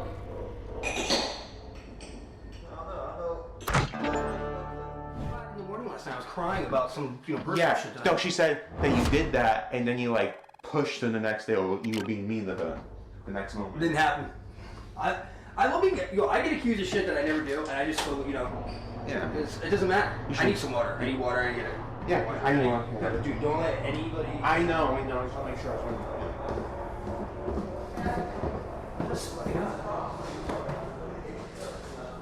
If I see a spider, this one. Oh, shit. Alright, here's all these people. We got another one. Hey, can you take the class? Once we just take the. Usually goes down very much. I'm so bad for being bored. I can't help it. At least you're a cute Asian girl. You still fucking. I don't have the urge to do anything spectacular or call anyone out. He's gonna sit there and look pretty and you'll be number 4. It's not good enough. Not good, you don't want to be number 1. No, I'm saying what I'm doing isn't. I need more effort. Yeah, I'm doing the best I can. I'm getting my ass kicked. I'm one of the. I'm basically the bottom. I'm kind of Rachel, so But not does come back. stocks even matter? Yeah. Stoics. The The Stoics, do they even matter? Yeah, I'm the only reason Everything I'm on the bottom matters. is because I hate Rachel so much. That's true. I really fucked my face up. Jesus Christ. It do matter. All of this matters. You're Carla's mom. Should I do his makeup to cover his bruises? Yeah, Vita's on the side of Ready? You guys are gay as fuck. This isn't friend tag. Freddie ring on Gold Striker. Angela ring on Arye. Let's fucking go. I love the friend tank. I don't remember last night, but did Gosar push me? I don't remember. I truly hate Jews with all my heart. Jewish behavior made me an out-and-out anti-Semite. Heel Hilter. Dude, I don't understand what the whole thing is. We're like, Okay, they Are you a Holocaust? you say when you say Jewish behavior, are you saying all Jews? Are you saying most Jews? Are you saying a vocal minority of Jews? Come on, be specific here. I'm serious. Whatever the Jewish behavior you're talking about is, do I exhibit? What is the behavior that you're talking about? Please be specific. Rachel was telling everyone in the living room that The you molested greedy. her in the closet But you're against not her will greedy. You're last very, night. Yeah? very giving. She's a fucking. I'm greedy sometimes. Angelina, sharp heart here. We're on 24/7 surveillance. I bought you Cracker Jack. Not friendly. I'm not really here because this is a game. I'm here to Challenge her tonight. I'm gonna challenge her. No, I ain't challenging that. Do it I'm now. challenging that. You should do it now. I don't know Do the it now, challenge. Brandon. Do it now. No one knows what the challenge is going to be. Oh, we need to get cutting boards for sure. Hurry, Fred. Do it now. I appreciate you I'll do it saying when the that. time comes. Oh, yo. I appreciate you We get saying cutting that. boards. Yeah, it's like Why? Especially when you got for that first time. confessions about what? Or like, it's like interviews. You know, when they do like the final edit and they have like interviews in the basement to get like your current current feelings of the situation right now. So they're gonna talk. There's someone down there to talk to you. Yeah, they, Okay. they put you in front of a camera. I They don't put you know in front how of a to sit there. camera. And they're like, how do you feel, who's your favorite contestant right now? And they'd be like, my favorite Claim a cup. contestant is... If you guys have a cup, please claim it because I'm about to start washing. Angelina, don't listen to these losers. I don't know you, but you seem like a very friendly and kind person. Be yourself. Stretch, come here. Walk away. I'm gonna start a fight with you right now, okay? Maybe fighting? Yeah, I'm gonna start with you. Yep. Yesterday I was gonna say something to you, but I didn't have the balls to be able to push it. I'm gonna push it down. You were saying that the reason Asians do so well is because of cultural differences. I would say that at best, 50% of the difference is cultural. So do you think about Asians are smaller? What? Do you think about Asians?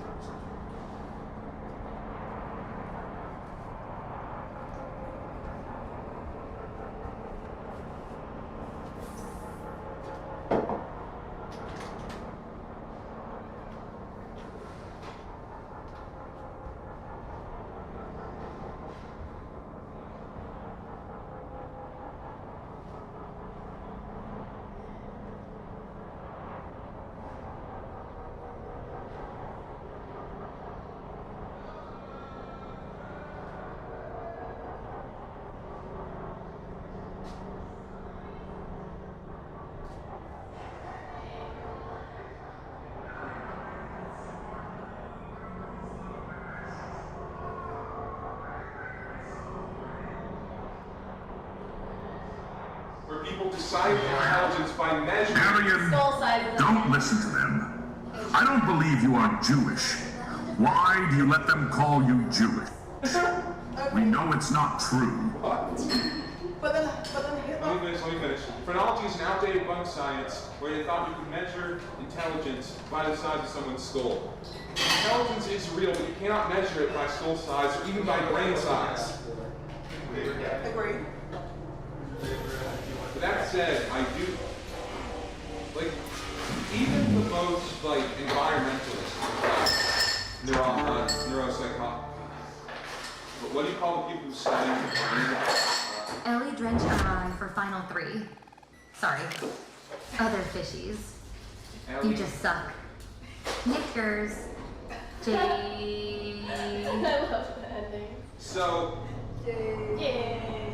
I'm actually, Ring the bell. I've done a lot of reading on this. Ring the bell. So, Freddie. the consensus among atomic science is that there is such a thing as general intelligence. There are many different types of intelligence, and there are sometimes people who have Durant, I wanted one to type of Xanax on a dirty intelligence mattress stronger with you. than others.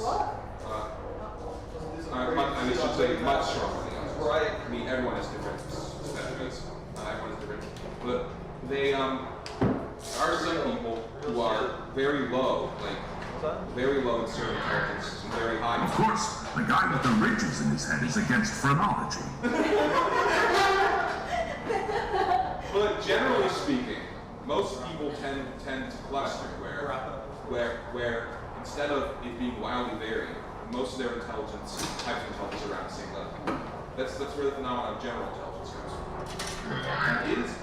Daniel Darklords rise up. Is general intelligence. Daniel, you have to kill Industry Crackerjack. Yeah. Shark Fart is a faggot ass nigga bro. Meaning, Do it. If you compare different people of the same, thank you. Different people of the same background.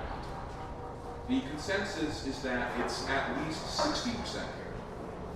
However, people of different backgrounds, different ethnic backgrounds, the consensus is up in the air. They literally have no idea. But can I also put this to you? So you're saying this is backed by science, perhaps? Is this what you're saying? I'm saying, the idea that intelligence is heritable for people within the same group, meaning the difference between the intelligence of two different people with the same ethnic background is mostly genetic. That is the scientific consensus. Where you're comparing people from different backgrounds, it's up in the air. Are you naturally bald, or did you decide to cosplay as a concentration camp prisoner? Got family stories from the 40s? You got any? He's actually a survivor himself. I do have distant relatives who died in the Holocaust, yeah. Oh, really? Yeah. That's fucked up. I never met them, though. But you know what? Yeah, because they're dead, idiot. So people really trust to say what is that nature. You could say They died in the Holocaust. Where do you think my ideas about genetics come from? So then why do you support these ideas if they can be actually harmful? What's to say that it's just like... How are they harmful? Because you're making a bias against a whole type Jin, of people. go to confessional right now. I'm saying that... Ginsels have important information to disclose that no one else must have know. no idea Go now, Jin. Within group differences are heritable. They don't know because of Common founding confessional factors deed. like stereotype threat, which is how people will perform worse if they are conditioned to believe they are worse. Yes, I believe that. What? So I'm agnostic It's on. learned helplessness, isn't it? Is that what you're So talking I'm about? agnostic on this, but I'm often tempted to take the genetic position just out of contrarianism, seeing how much it upsets me. Because I have never understood. So you play devil's advocate? I've never understood why the genetic hypothesis upsets me so much.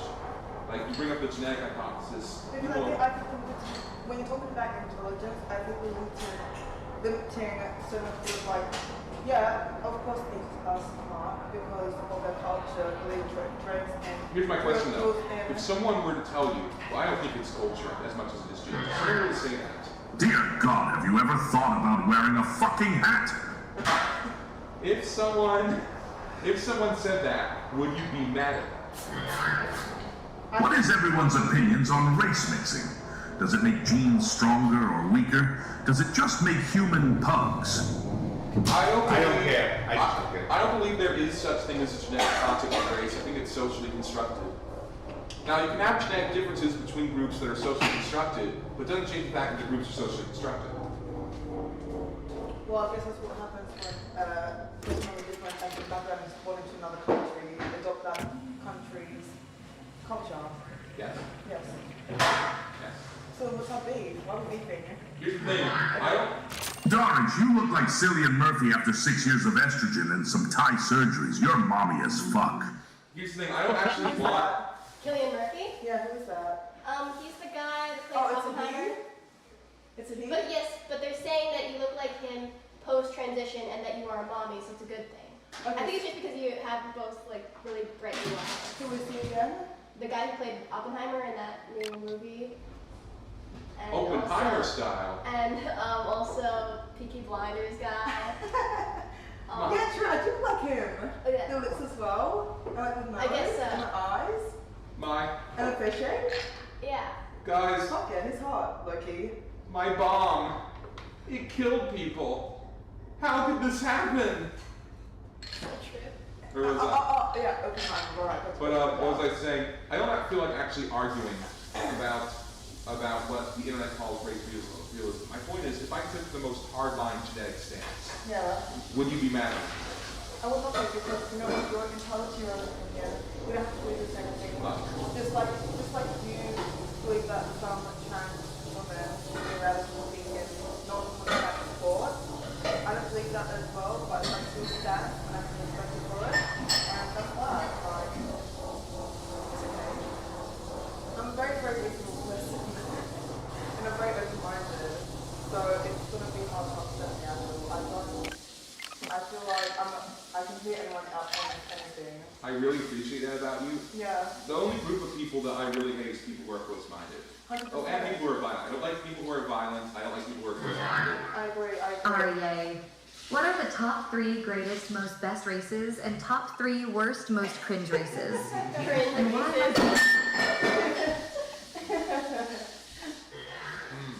Angelica. Okay, number 1. Star belly sneeches. I am a star belly supremacist. Can I? You're gonna what? Number 2. An egg? If you must. Huh? Scum. He's gonna crack an egg. I am very pro scum. Number 3.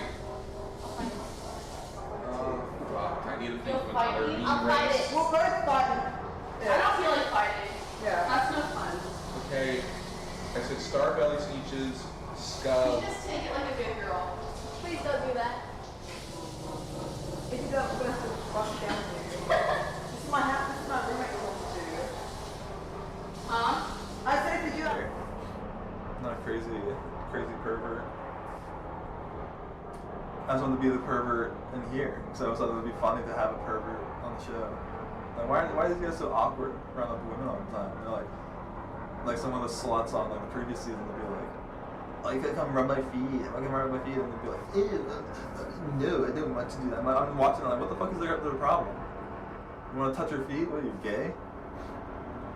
I'm jumping at the first opportunity. If a girl wants me to touch her, I'm hopping in on that. I'm jumping in. Climbing to that pussy leg. That's Steve Stevens. Yeah, and I fucked girls as big as Rachel. I've paid to fuck girls as big as Rachel. I'm into fat bitches, but they're a bit hotter than Rachel. Rachel's kind of ugly. She just doesn't look very hot in general. But I don't know, to get me drunk enough, maybe. I've always been like, whenever I go to the bar, there'll be there's always some fat chick sitting in, the nightclub, the bar. There's always some fat chick in the corner. And no one wants to talk to her, she's fat. And she's like so easy, an easy catch. But I can't bring myself to do it, because like, when you see a guy at the bar dancing with a fat chick, you know he settled. You know he couldn't find anyone better, so he settled for the fat chick and didn't have anyone else. I don't want to be the guy, you know? I don't want to be that guy at the bar. It's fucking dancing with a big fat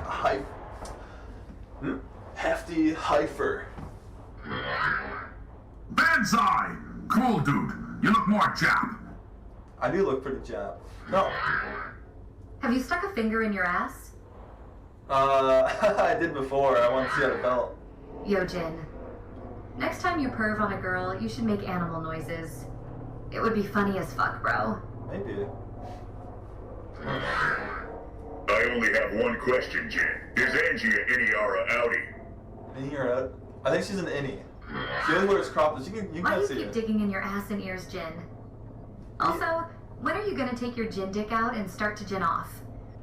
Maybe in like a couple weeks. The lighting in this room is so cold and bright. Who set this up? Production drops the ball again. Yeah. Yeah, complain to them. Send them a... Jin, you fucking disgust me. I really hope you find love, you cunt. Maybe try smoking weed, you fucking incel. I'm not an incel. I like women. I have sex too. Jin, make your move now. Rachel might try and go home, then what will you do? JJ. JJ. No, I don't want to settle for Rachel though. I want to fuck Durant. She's so hot. Big booty or big Turkish booty. Yeah, the camera's right there. I'm talking to the fucking microphone or the speaker. Yeah, big round Turk booty. Come on. Her tits aren't bad too. She's got the. It's not a very hard margin. The hard. Jin, kiss the camera, please.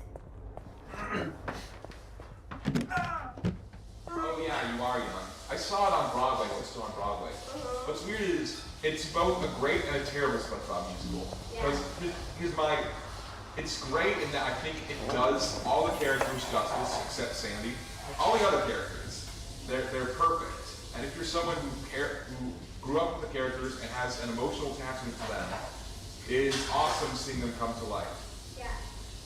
The reason it's a terrible SpongeBob musical is because I did not laugh once. I liked the Wilson's part. It was funny. When the going gets When they get lost. I don't remember all the lyrics to that one because it was a rap song. Yeah, I don't know. My favorite, they got it. We've been hoping we were searching everywhere. Yeah.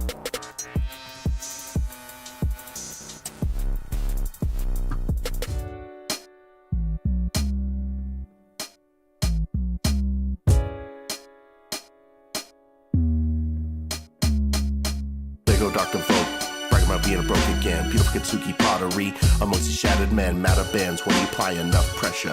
Pleasure never meant the sandy heart. So rip these words apart, leave them scattered on the battlefield, legs and arms, swords and bombs. It never stops. On and on. Back in '94, I was a real young kid. Now I'm bald Buddha dwelling in the city where the rain lived. Climb the path to power, and the only route to glory is a true story written in parable and allegory. Bad people doing bad things for good reasons. Sad people suiciding the way to freedom. Flow got down syndrome. Lyrics are autistic. My mind is a bullet, but that just means ballistic. Retarded, and I'm spazzing on to put me in a special class, waiting for the bell to ring. But even it won't save your ass. Save your ass. Save your ass. Save your ass. Save your ass. Save your ass. Save your ass.